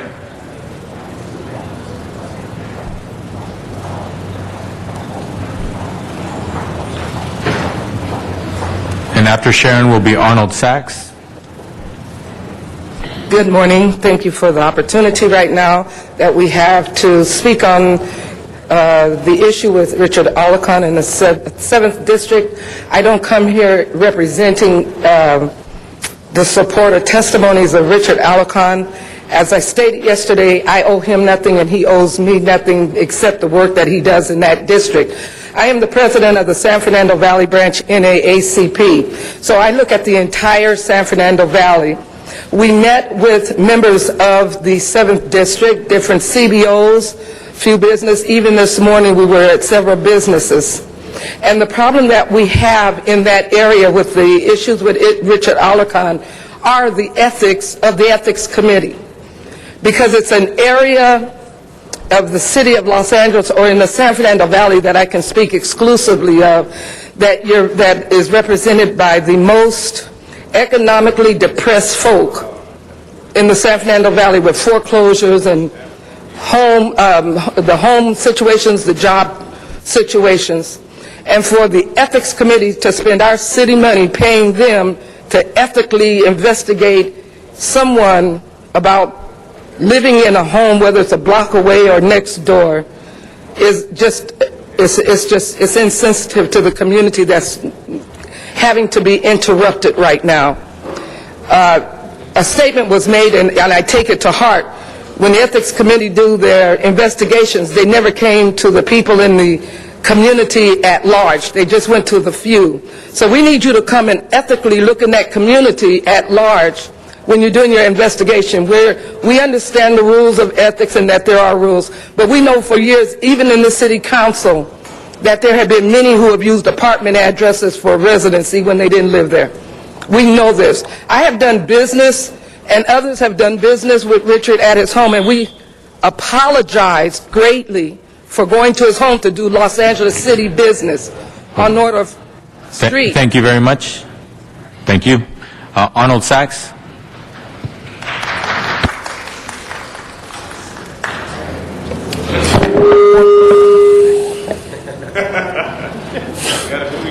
Good morning, City Council. What a unique day it was today. Imagine you changing your whole agenda for the Lord Eli Broad. I'm surprised you actually let him walk on the floor. Why you didn't come up here and carry him out? I'm reminded of the time when you had all the somewhat contentious discussion regarding the rent control, and the room was full, standing room only.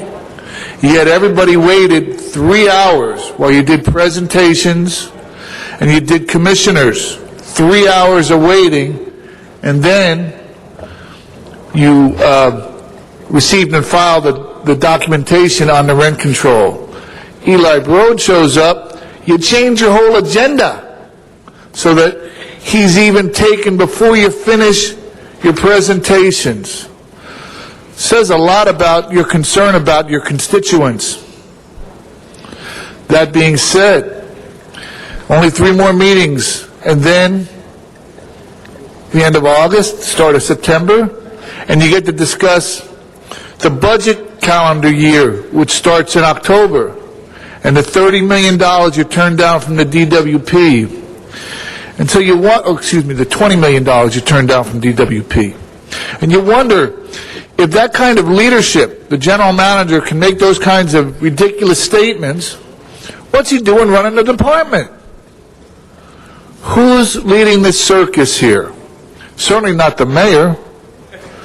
The council, you lead from behind. So it's the movers or shakers, no wonder. Again, I asked the question, how come you let him walk on the floor? Why didn't you come and carry him on your shoulders? The great Eli Broad. Thank you. Next we have Sonia Dunson.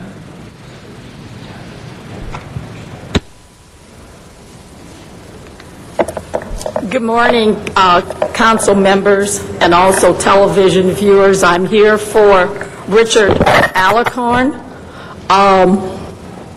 I lived in the #1 park, manufactured home park in the United States. And without Mr. Alicorn and his staff, Manny and Jose, I don't know how we would have made it. I have letters here.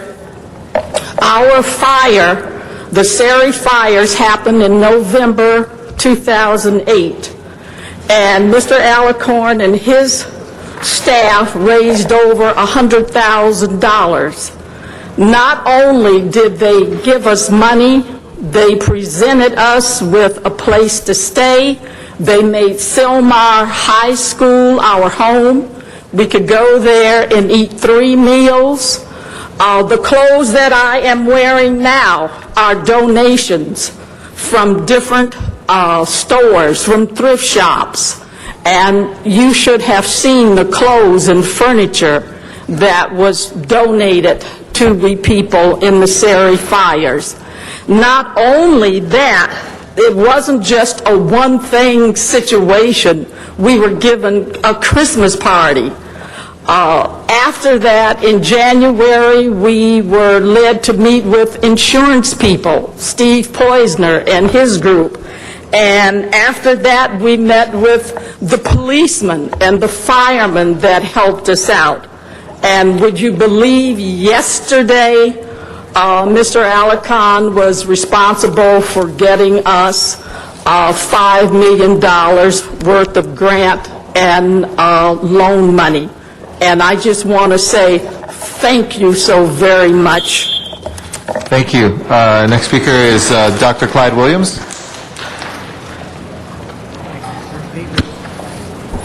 Dr. Clyde Williams, 4115 Barrett Road, El Sereno, Northeast LA.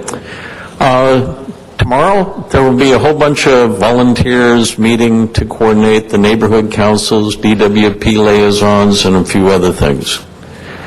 Last night, about 10 people spent 2 hours discussing a park.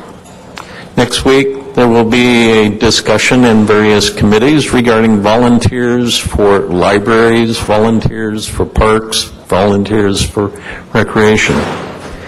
I don't believe the city government really realizes how much time is provided to the city on a volunteer basis.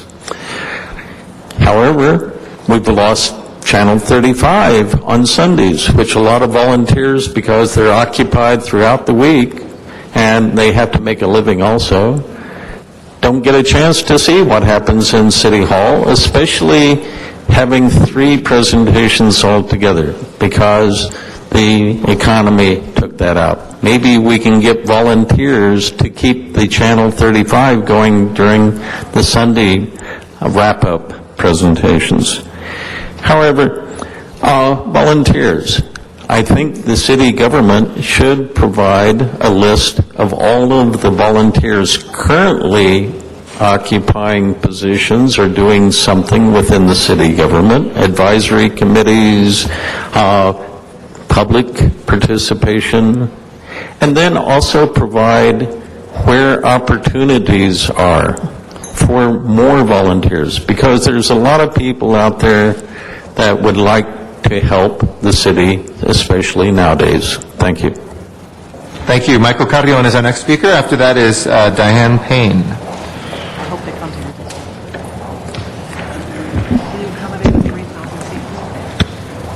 Yes, my name is Michael Carrion, and I wasn't able to show up on Monday, but you guys spoke about, you blanketed the city or the hillsides with the payments to go out and see property, yet you never went out and saw any property, yet you're telling people to pay $15 for something you didn't do. If you're that desperate for money, why don't you just take Mr. Reyes' paycheck? He doesn't do anything in his district. They flattened the building, but they left the palm trees there. They chased the rats out into the community, but he hasn't done anything about it. He will get up and he will speak about how great he's doing and pat his own back, but he won't do anything that the property owners are asked to do, and that's pay the $15 for not cleaning up your property. The palm trees are still there, they're still rat infested, and when I ask the fire department, they say it's a fire hazard. But being in Mr. Reyes' district, they won't touch it. They won't comment on it publicly. I've been here and I've asked politely, I've asked his office to do something about it, and I've heard a bunch of hogwash over what's going to be done and what's done, and how great he's doing nothing. And I'm fed up with it. We've come, we try to talk to you guys, we call your offices, your people don't call back, and it's just a big circus, like the gentleman said earlier. Who's running the circus? I don't have a problem coming up here and putting you right on Front Street. All I asked, if you're going to knock everything down on that site, knock the palm trees down. You don't live there, so you don't have to deal with it. Constituents have called your office and told you several times, but your office never does anything about it. I'm upset, I'm angry, because you guys got a lot of money and you put it in your pockets and do nothing about it. Our next speaker is Diane Payne. After that is Stephanie Dorsey. Council President, Council Persons, my name is Dion Payne, and I'm here to address some issues that are not being addressed. We are living in a time of budget deficits. You all are cutting, but there are sources of revenue within the city jurisdiction that are not being tapped. These pertain to, and there are 4 of them, which will generate millions of dollars for the city. 1, liquor licenses. There are numerous liquor licenses which are expired, subject to expire, which are in violation of city, state, and federal ordinances which are not being collected upon. The planning fees for the conditional use permits is $27,000 per permit. I can find these online, but yet nobody in planning or in this council is addressing them. If there are 50,000 liquor licenses in this city, that is a sizable amount of revenue. 2, code enforcement. I deal with illegal additions in my business. They are growing exponentially. It is estimated now that there are 750,000. With the REO crisis, they are growing ridiculously, and with CNN's statement today, there are 14 million vacant houses in the United States, this being one of the largest cities that encompasses 422 square miles. We have a ton of them. Why does the city of LA not have a pre-sale inspection?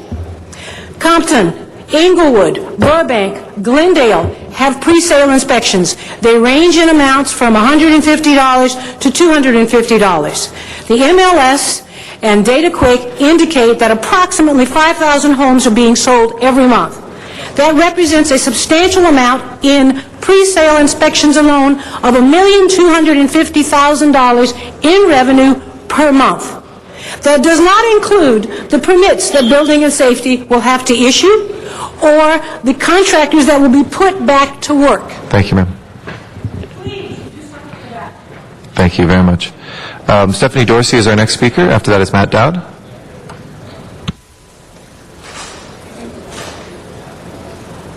Thank you for letting me come up here. Absolutely. Good morning. I'm here in support of Richard Alarcon. He has been one of the best things that had happened since the Sayre fires.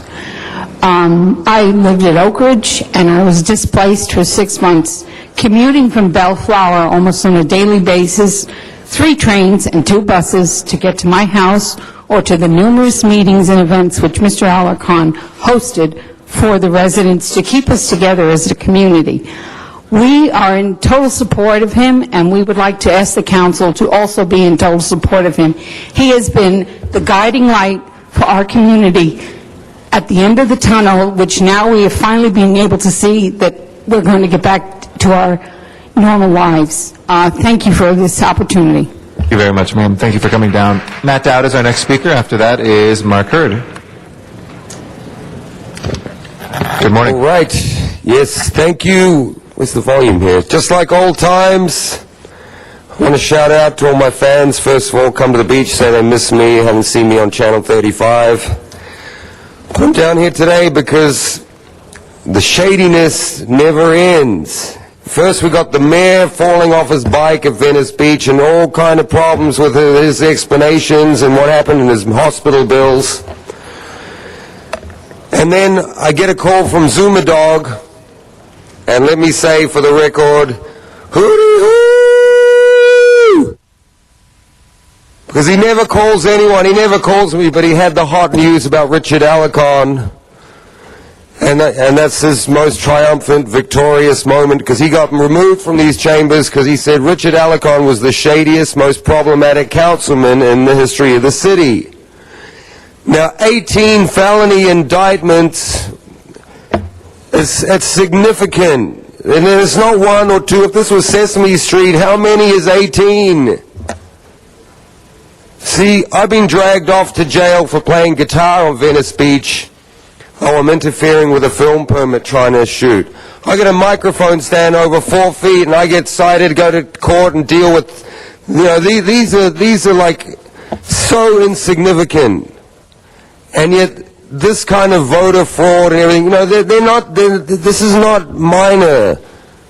They're throwing the book at Alarcon over this. 18 counts. I don't know how you're going to sleep at night. Even the FCC, see, your rules of decorum, that's why we're in federal court, and the judge said what Zuma Dog said was totally legal under the Constitution. You're allowed to say Richard Alarcon's shady. But anyway, things are changing, and it turns out the enemy of my enemy may actually be Mark my Hurd is our friend next speaker. soon. And after Mr. Hurd is Carol Lee.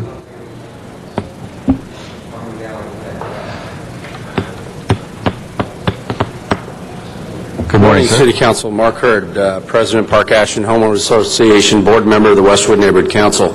I disagree with Matt Dowd. I think this issue with Alarcon is a man cave issue. I'm a bachelor. I know what it means to have a maid that comes every 2 weeks and your place still gets dirty and you want to leave it, so you go over to your girlfriend's place and you stay there, and sometimes you stay there for a long time. Sometimes you get married. You just never know. So this is a silly issue. I don't know. Somebody must be running for election trying to get some points. I'm not sure. I'd like to address the the bus lane going through Westwood. I'm against it, and so is just about everybody in Westwood.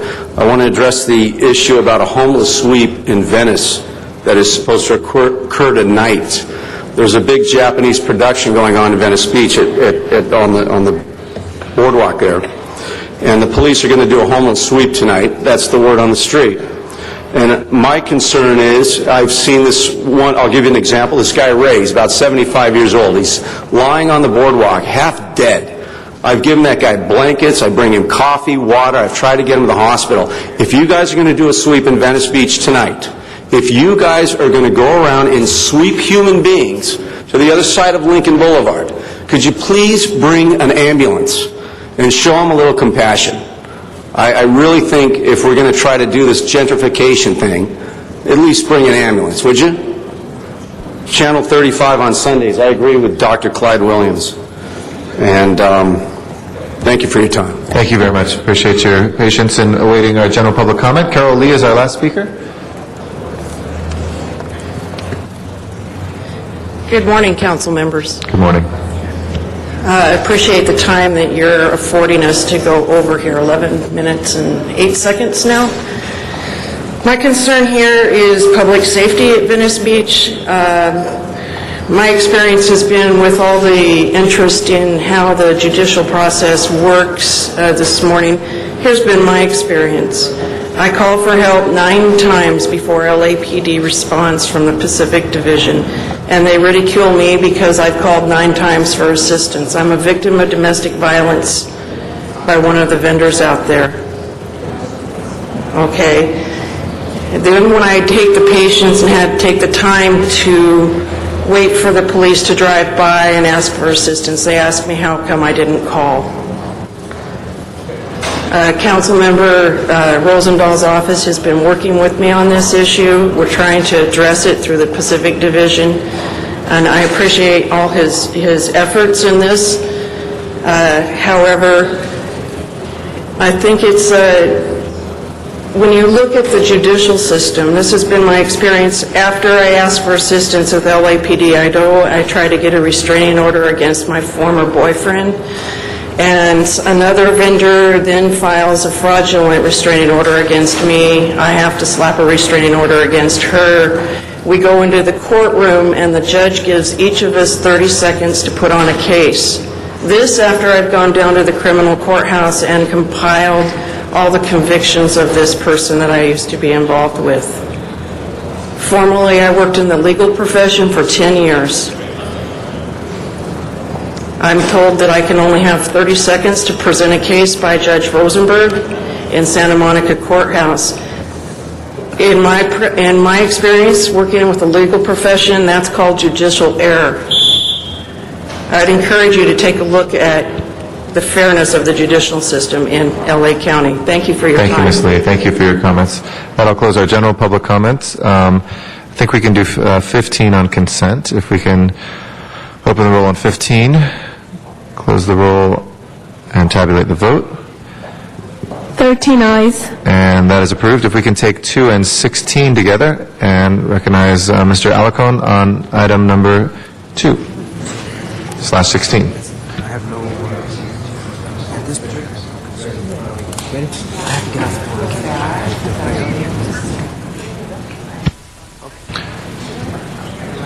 Okay. So we'll hear both items 2 and 16 together, Mr. Alarcon. We That would be fine. with 16. So recognize the chair of the Jobs Committee, Mr. Alarcon. Yeah, members, item 2 is the business tax holiday measure. There have been there were some questions that were raised at the last meeting that I thought should be addressed by those people who are key to this proposal. First of all, Mayor Villaraigosa, I believe, was going to come down, but certainly his staff is available. I would like them to come forward to the table. There was some question about the study, and so I'd like to ask Professor Swenson from USC to step forward and sit at the table. BTAC certainly is supporting this, and we'd like to ask their leadership to step forward to represent their position. And then finally, the Office of Finance to answer any questions that any of you may have regarding this proposal. Yes, at the table. Members, this council, even before I was on this council, supported a business tax reduction that ultimately produced tremendous revenue for the city of Los Angeles. The idea worked then, and I believe it will work moving forward and needs to be expanded. So the idea of providing a business tax exemption to all new businesses in Los Angeles for the next 3 years is an opportunity for us to grow business where we are shrinking. The fact of the matter is, in fact, today showed that the job growth rate in the country is far below what it needs to be to spur our economic engine. And we have to take drastic measures to make it work. And this, I believe, is something that is consistent with the needs of the people of Los Angeles. We are in a tough competitive environment with our neighbors, 90 or more jurisdictions that surround us, and most of whom, the vast majority of whom, do not charge a gross receipts tax. And that creates a disadvantageous position for the city of Los Angeles that we aim to counter with this proposal. Not that we want them not to do well. We want them to do well. If they do well, we do better. But we want to create a more level playing field.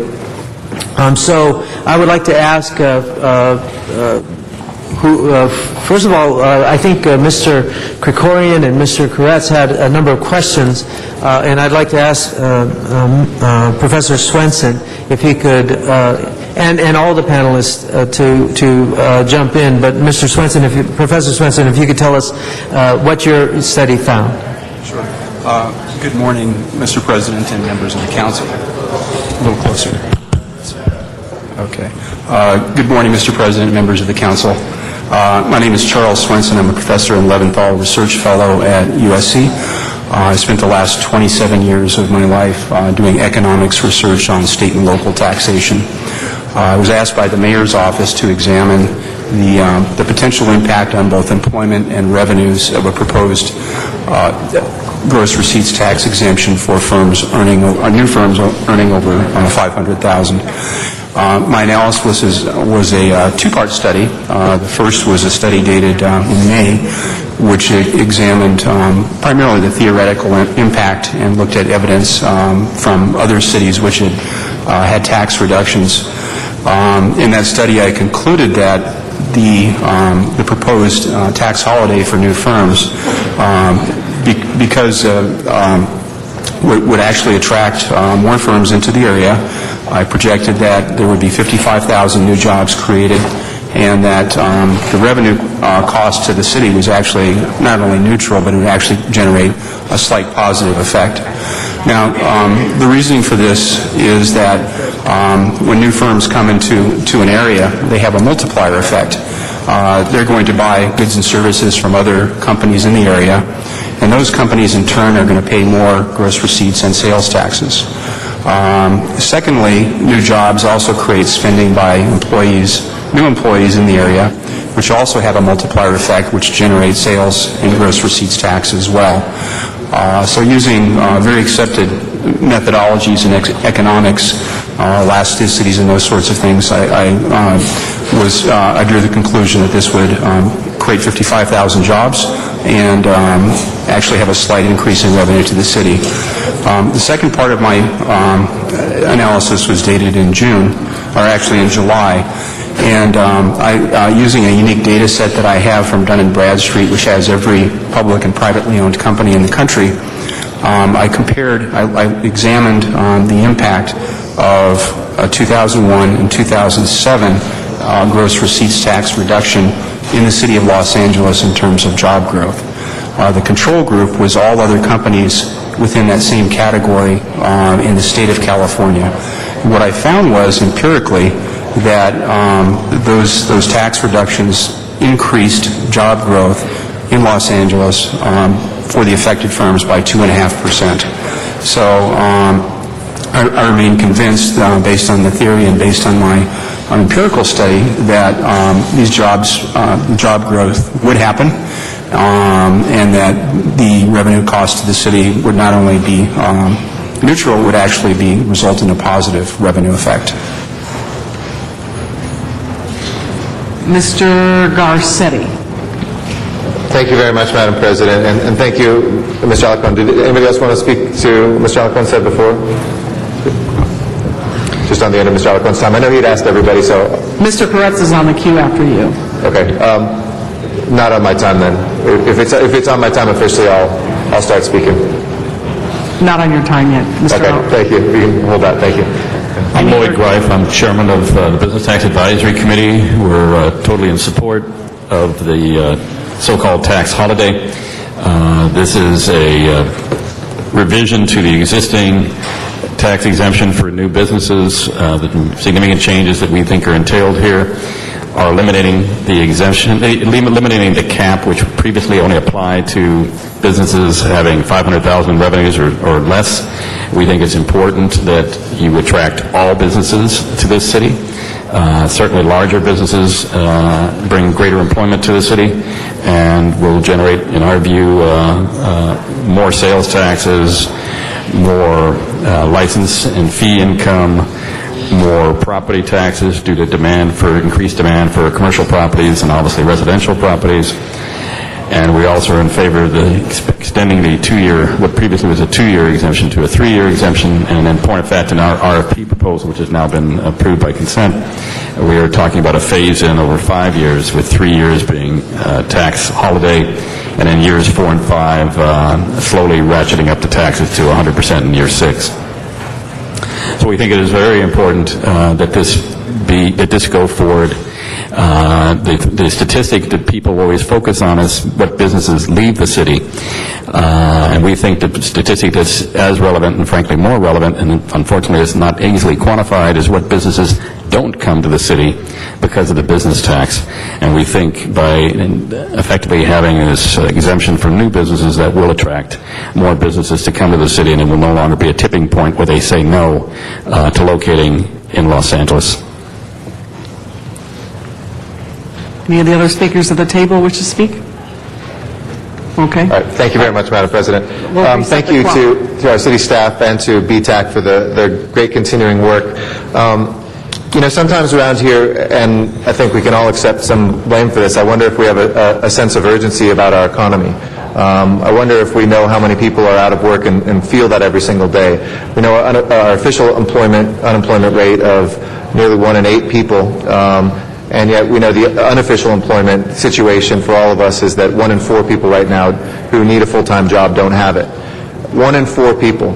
And while balancing the budget was our primary internal concern, I know this body, and certainly the folks that are at the table, have committed a lot of their focus to the second and the external focus, which is to make sure that people are put back to work, and put back to work as quickly as possible in this city.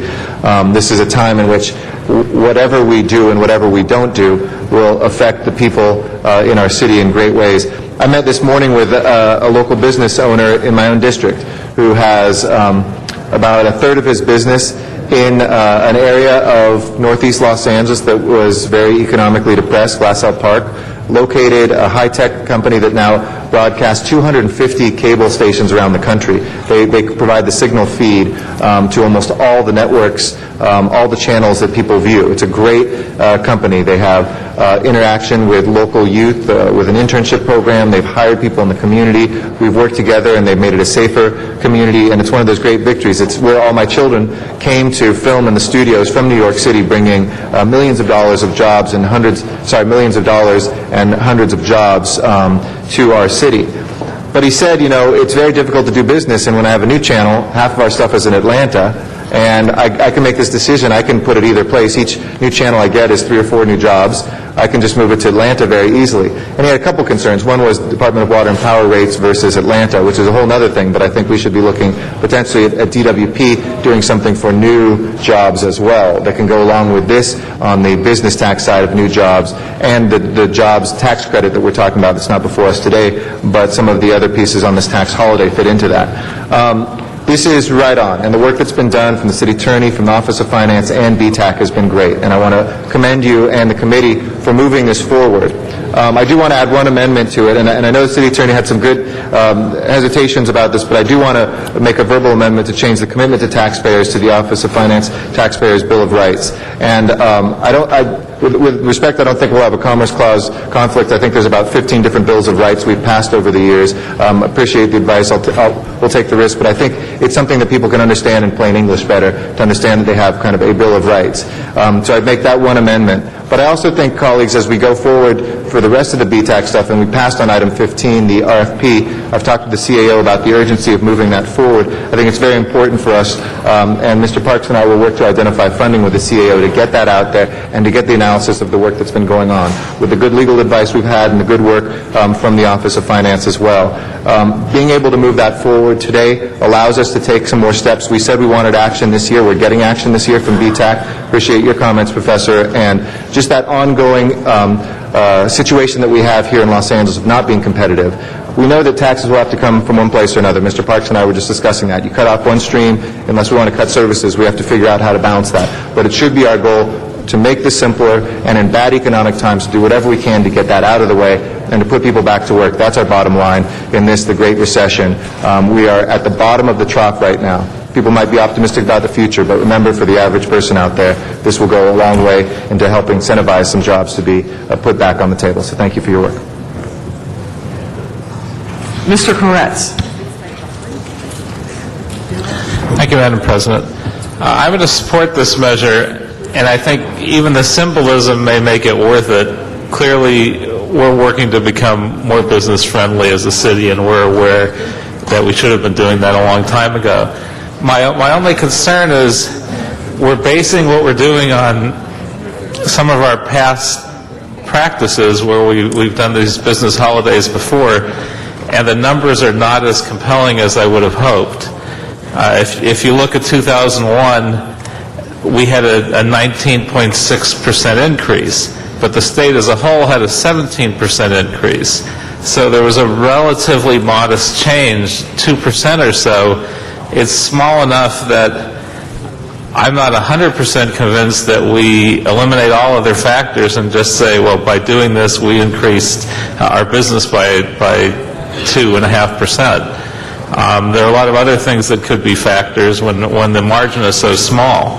And you look again at when we did this again, and we wound up with no increase in the number of businesses while the state had a 1.8% drop. Again, it seems like such a small difference that I'm not sure that we could be certain that all other factors taken out of it, that this is purely because of the tax holiday. I think it's a good idea anyway to send the message that we're trying to be more business friendly, but whether we actually may wind up losing revenue over this period, I'm not 100% convinced based purely on the numbers in this study. So I don't know if you can speak to that. That's my only question, and I'm going to support this. And I think even just because of the message it sends, I think it's worth the risk. Councilmember Koretz, the work that BTAC is doing is I think, quite comprehensive. The RFP, which is going forward, is looking at a number of different avenues to effectively make the city more business-friendly, attract new jobs to the city.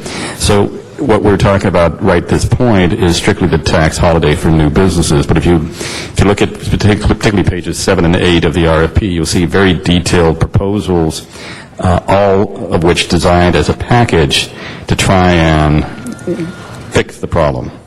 And I appreciate your comment. I think your comment is well taken, because we're just kind of looking at one of the initiatives. There are multiple initiatives, and then when you put an overwrap on that, there are also procedural things that we're trying to do, including this taxpayer Bill of Rights, to get across that, guess what, this is not an adversarial relationship that the city has with its businesses. It's a cooperative relationship the city has with its businesses, and it's all about transparency, consistency, and equity in dealing with the business as a partner. And the partner is clearly in employing the citizens of Los Angeles. Thank you, Mr. Krikorian.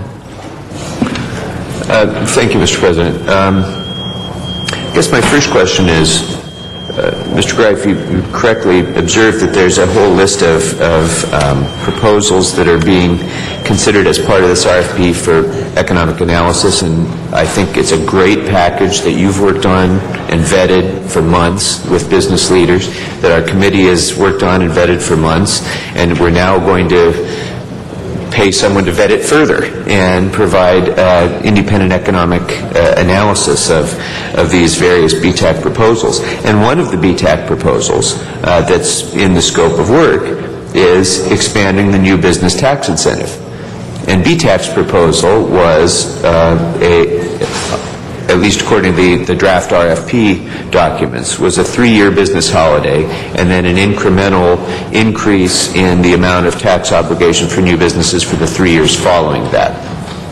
And so, correct. And then I want to make one other observation, is that and this may just be a typo or discrepancy, I'm not sure, I don't recall, but BTAC's original proposal on the business tax holiday was a 2-year exemption for any size business, and then the one-third of the tax obligation would kick in the 3rd year, 2/3 obligation in the 4th year, and 100% following that. So there's a slight discrepancy there in the years. That's, I guess, not so essential, but I'd like your clarification. But also, why is it, if I could finish, sir, why is it that we are moving forward on this one proposal while still asking for it to be part of our RFP for economic analysis when we've done such extensive analysis on the other proposals and are still asking for that to be put out to RFP? Because you've had effectively 2 parallel paths being taken here. To answer your first question, we did adjust our proposal to be more in line with the mayor's proposal, so it went from 2 years to 3 years. The mayor separately commissioned through USC a study on this very subject. So if it does get approved by City Council today, then other than the fact that we're talking about a phase out or phase in of taxes over years 4 and 5, I don't think that the RFP would necessarily need to cover that point, since if the council views the work that's already been done by Professor Swenson as being sufficient, then you'd be having belt and suspenders. Okay. No other comments? Colleagues, we have before us the item as amended. Items, excuse me. Please open the roll, close the roll, and tabulate the vote. 10 ayes. That is approved. We had a public hearing earlier. I did want to, nobody had reopened it, but I did want to thank Maya Zettler for being here. Lloyd Greif, who spoke, excuse me, Mel Cohn, Melissa Patak, and Mike Barrett, also here, and David Flax. Thank you all for taking the time to be here. Thank you, Mr. Banner. And thank you, everybody, for your work on this. We will take the next item called special, please. Item 3 was called special for Councilmember Hahn, and an amending motion has been circulated. All right. Anybody wishing to speak on it? Ms. Hahn. Thank you. There's just an amending motion that we're going to vote on. I appreciate your aye vote on this. All right, let's go ahead. And if there's no objection as amended, we'll accept that and open the roll. Close the roll and tabulate the vote. 10 ayes. That is approved. Next item. Item 5 called special by Councilmember Reyes. Mr. Reyes, item number 5. Thank you, Council President. Colleagues, I just wanted to rise and essentially thank you for your support. In 2007, when we approved the Los Angeles River Master Plan, we did not just approve a plan, we approved specific implementation steps that today begin to lay the foundation for the successful and long-term revival of our river And as Dr. Armstrong, who works in the river unit in Public Works, with our city engineer, Gary Lee Moore, it essentially allows us to develop our riverly communities. Then council approved the formation of a three-pronged management structure for the river's rebirth. A joint partnership with the county is now called the River Cooperation Committee, now meeting quarterly to advise and monitor all river channel and river right-of-way activities.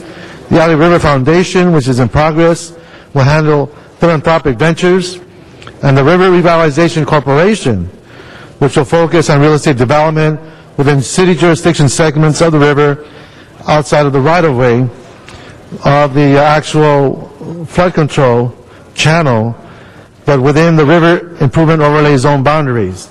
This funding approval advocates their business plan, and they can now hire staff and begin working on specific projects. The purpose of having this three-pronged management structure was to ensure a check and balance, to encourage partnership and leveraging opportunities, and to effectively use each entity's unique capacities to pursue implementation of the master plan.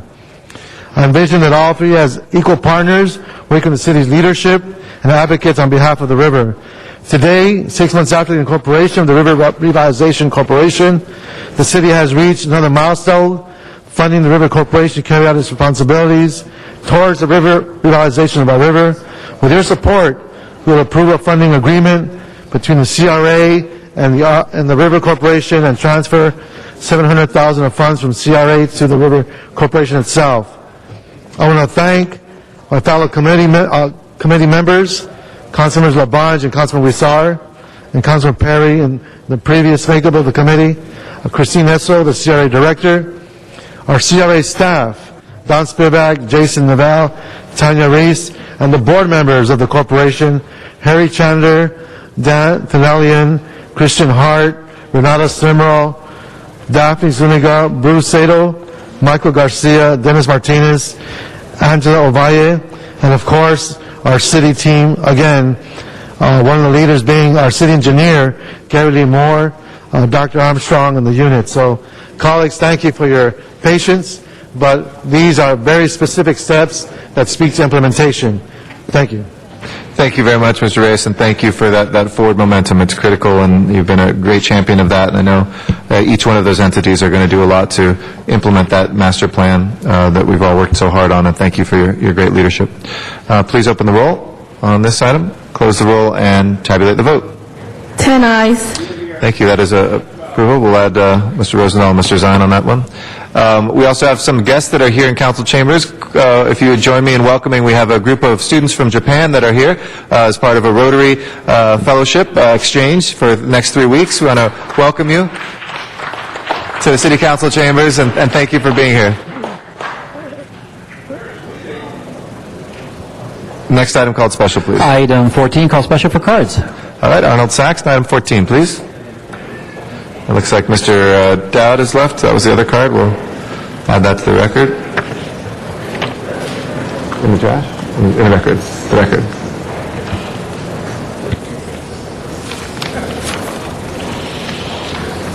Thank you. Good morning again, and thank you for letting us speak on the other items, even though they were heard in committee. I'm just concerned, other related telephone tax use matters. The fact of tax use matters in this item on your agenda, and utility tax use, and the fact that, what is the standard? Maybe we could get a clarification or update on the cable television lawsuit that was filed by the city to bring back local TV access. You lost Channel 35. What about some of this telephone use going into the cable television system? You're eliminating the voice of the public basically by eliminating their access. And the fact that Verizon controls so much in the telephone venues and is a major player in the Cablevision providing cable access to the public. It's just doesn't seem right. But that it is right because it's put on the public's shoulders. They're going to pay a debt. It's going to be on the public's shoulders. You're going to lead from behind. The status of this litigation, the status of the litigation regarding the cable television. Can we get an update on that? Thank you. Thank you very much. No speakers in the queue. Mr. Clerk, would you please open the roll on this item? Close the roll and then tabulate the vote. 12 ayes. Next item. Council has motions for posting and referral. Those motions are posted and referred. There are excuses on the desk. Councilmember Wesson requests to be excused to arrive at 11:30 on September 21st for city business. That meets council policy. That will be without objection. Councilmember Cardenas requests to be excused October 5th and 6th for city business. That meets council policy. Without objection. Councilmember Perry requests to be excused October 19th for city business. That meets council That will policy. be without objection. Councilmember Smith requests to be excused September 8th to leave at 2 p.m. for city business. Meets council policy. Again, without objection. And Councilmember Koretz requests to be excused September 22nd and 24th for city business. That meets council policy. Without objection. That Next order of clears the business. desk. All right. Announcements? Members, are there any announcements? All right. Mr. Reyes, then Mr. Rosendahl. Thank you, Council President. I just wanted to express a point of clarity and fact. As you know, we do have sometimes folks that come to the chamber and find it very easy to make assertions and accusations, but this is for the record for my staff because they work very, very hard. There are 14 palm trees. It does cost $40,000 to tear them down. We just found out they are on city property. Everyone thought they were on private. We're doing everything in our power to find that money to take down those palm trees. But it's a whole corner that we've cleaned up. But of course, First Amendment rights, people can say what they want. But I just want to make sure that there's points in fact given those assertions. Thank you. Thank you, Mr. Reyes. Mr. Rosendahl, and then we'll... Thank you, Madam President. If you're into bicycling and getting out there, folks, the Grand Prix bike race on San Vicente, the annual event, will happen again this Sunday, August the 8th, from 7 a.m. to 2 p.m. on San Vicente Boulevard in Brentwood. Also, the Pacific Palisades Art Association hosts photographer and LAUSD teacher Ricky Nagay. Date and time is Saturday from 2 to 4 at the Palisades Branch Library at 861 Alma Real Drive. The show Amour on View through August features Nagay's works of art taken during his trip to Italy. That would also be a treat if you went to that. Thank you, Madam President. Thank you very much, Mr. Rosendahl. Many more announcements. All right, Mr. Parks and then Mr. Alarcon. Ms. Hahn, I have 12. No, just kidding. We'd just like to invite the public to Fame on Saturday, August the 7th, 11 a.m. at the Renaissance Center. There's going to be a briefing on the update on Haiti that's presented by Congresswoman Maxine Waters. Also, I'd like to invite the community to the Empowerment Congress West area in the 8th District. We'll have their meeting Saturday, August 7th, 9:30 to 11:30 at the Crenshaw United Methodist Church on Don Felipe. And then I'd also invite the public to the Million Trees is giving away fruit trees at the, and it's a limited number, but at Chesterfield Square Home Depot on August 7th at 8:30. So we'd ask the public to come out for those events. Mr. Alarcon.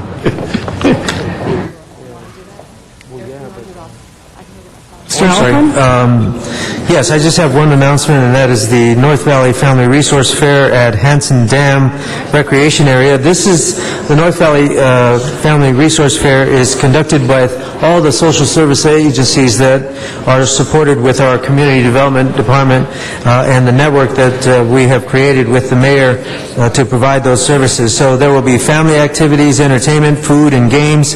Again, it's Saturday, August 7th, and my mom's birthday. Happy birthday, Mom. At 10 a.m. to 2 p.m. Again, Hanson Dam Recreation Area at 11770 Foothill Boulevard in Lakeview Terrace. Ms. Hahn, Mr. Huizar, and then we'll go back to Mr. Reyes and Mr. Zine if you have an announcement. Well, now that we're all making announcements, Actually, this weekend, down in San Pedro, we have the annual Taste of San Pedro. Fabulous event. It starts tonight at 6 o'clock. It goes tomorrow, I believe, from 11 to 7, and it's Sunday as well. It's food from all the restaurants in San Pedro. It's great entertainment. We have bands that are playing all weekend that went through a battle of the bands to even be chosen to perform. Great food. There's a children's area. I think the admission is just $10 to get in and enjoy all this entertainment. You do have to buy extra tickets for the tasting of the food, but it is a great event, and it's held at Point Furman Park down in the most southern part of Los Angeles. Beautiful, scenic, by the ocean venue that will just be a delightful thing for you and your family to do this weekend. So if you have no other plans, come on down. Thank you, Ms. Hahn. Mr. Weezer. Thank you, Madam President. Well said, Ms. Hahn. Thank you. I'd like to invite the public to come out today at 6 o'clock in the community of El Sereno. We are going to unveil a welcome monument to the community of El Sereno as people drive in on Huntington Drive from the city of South Pasadena. It's at 6 o'clock today at the corner of Huntington Drive and Maycrest. The community of El Sereno is very proud to finally have their welcome monuments after the city of South Pasadena having theirs up for a few years. So congratulations to El Sereno. Thank you. Mr. Reyes. Thank you, Madam President. Colleagues, I invite you to visit a plaque dedicated to Joe Sanchez. He's the first Latino fire commissioner back in the 70s, working with Mayor Bradley. His commissioner essentially started raising the issues of allowing policy that provided a whole array of individuals to actually qualify to become a firefighter. He also raised the issues of communication, the notion that when you go to a rescue, people speak more than one language. Some only speak Spanish, some speak other languages. And the fact that we needed to raise our level of influence and how we save our citizenry during these crisis moments were some of the accomplishments that he was able to achieve as the first Latino fire commissioner. So a plaque is up on Fire Station 1 on Pasadena Avenue in Lincoln Heights. We're joined by Councilmember LaBonge, Councilmember Huizar, Supervisor Molina. But the who's who of Latino politics was there dating back to the 60s. And his whole family. It's a wonderful event. Mr. Sanchez, at 77 years old, was there with a strong smile and just able to appreciate that moment in time dedicated to him. So thank you, Joe, and viva Joe Sanchez. Thank you, Mr. Reyes. And tomorrow in Chinatown, we have at the Central Plaza Square the summer nights. We have neon lights in Chinatown, restaurants, great fanfare, cultural events, music. Invite you to come down to Chinatown. Thank you. Thank you, Mr. Reyes. Any other announcements? All right, members, if you would please rise for adjourning motions.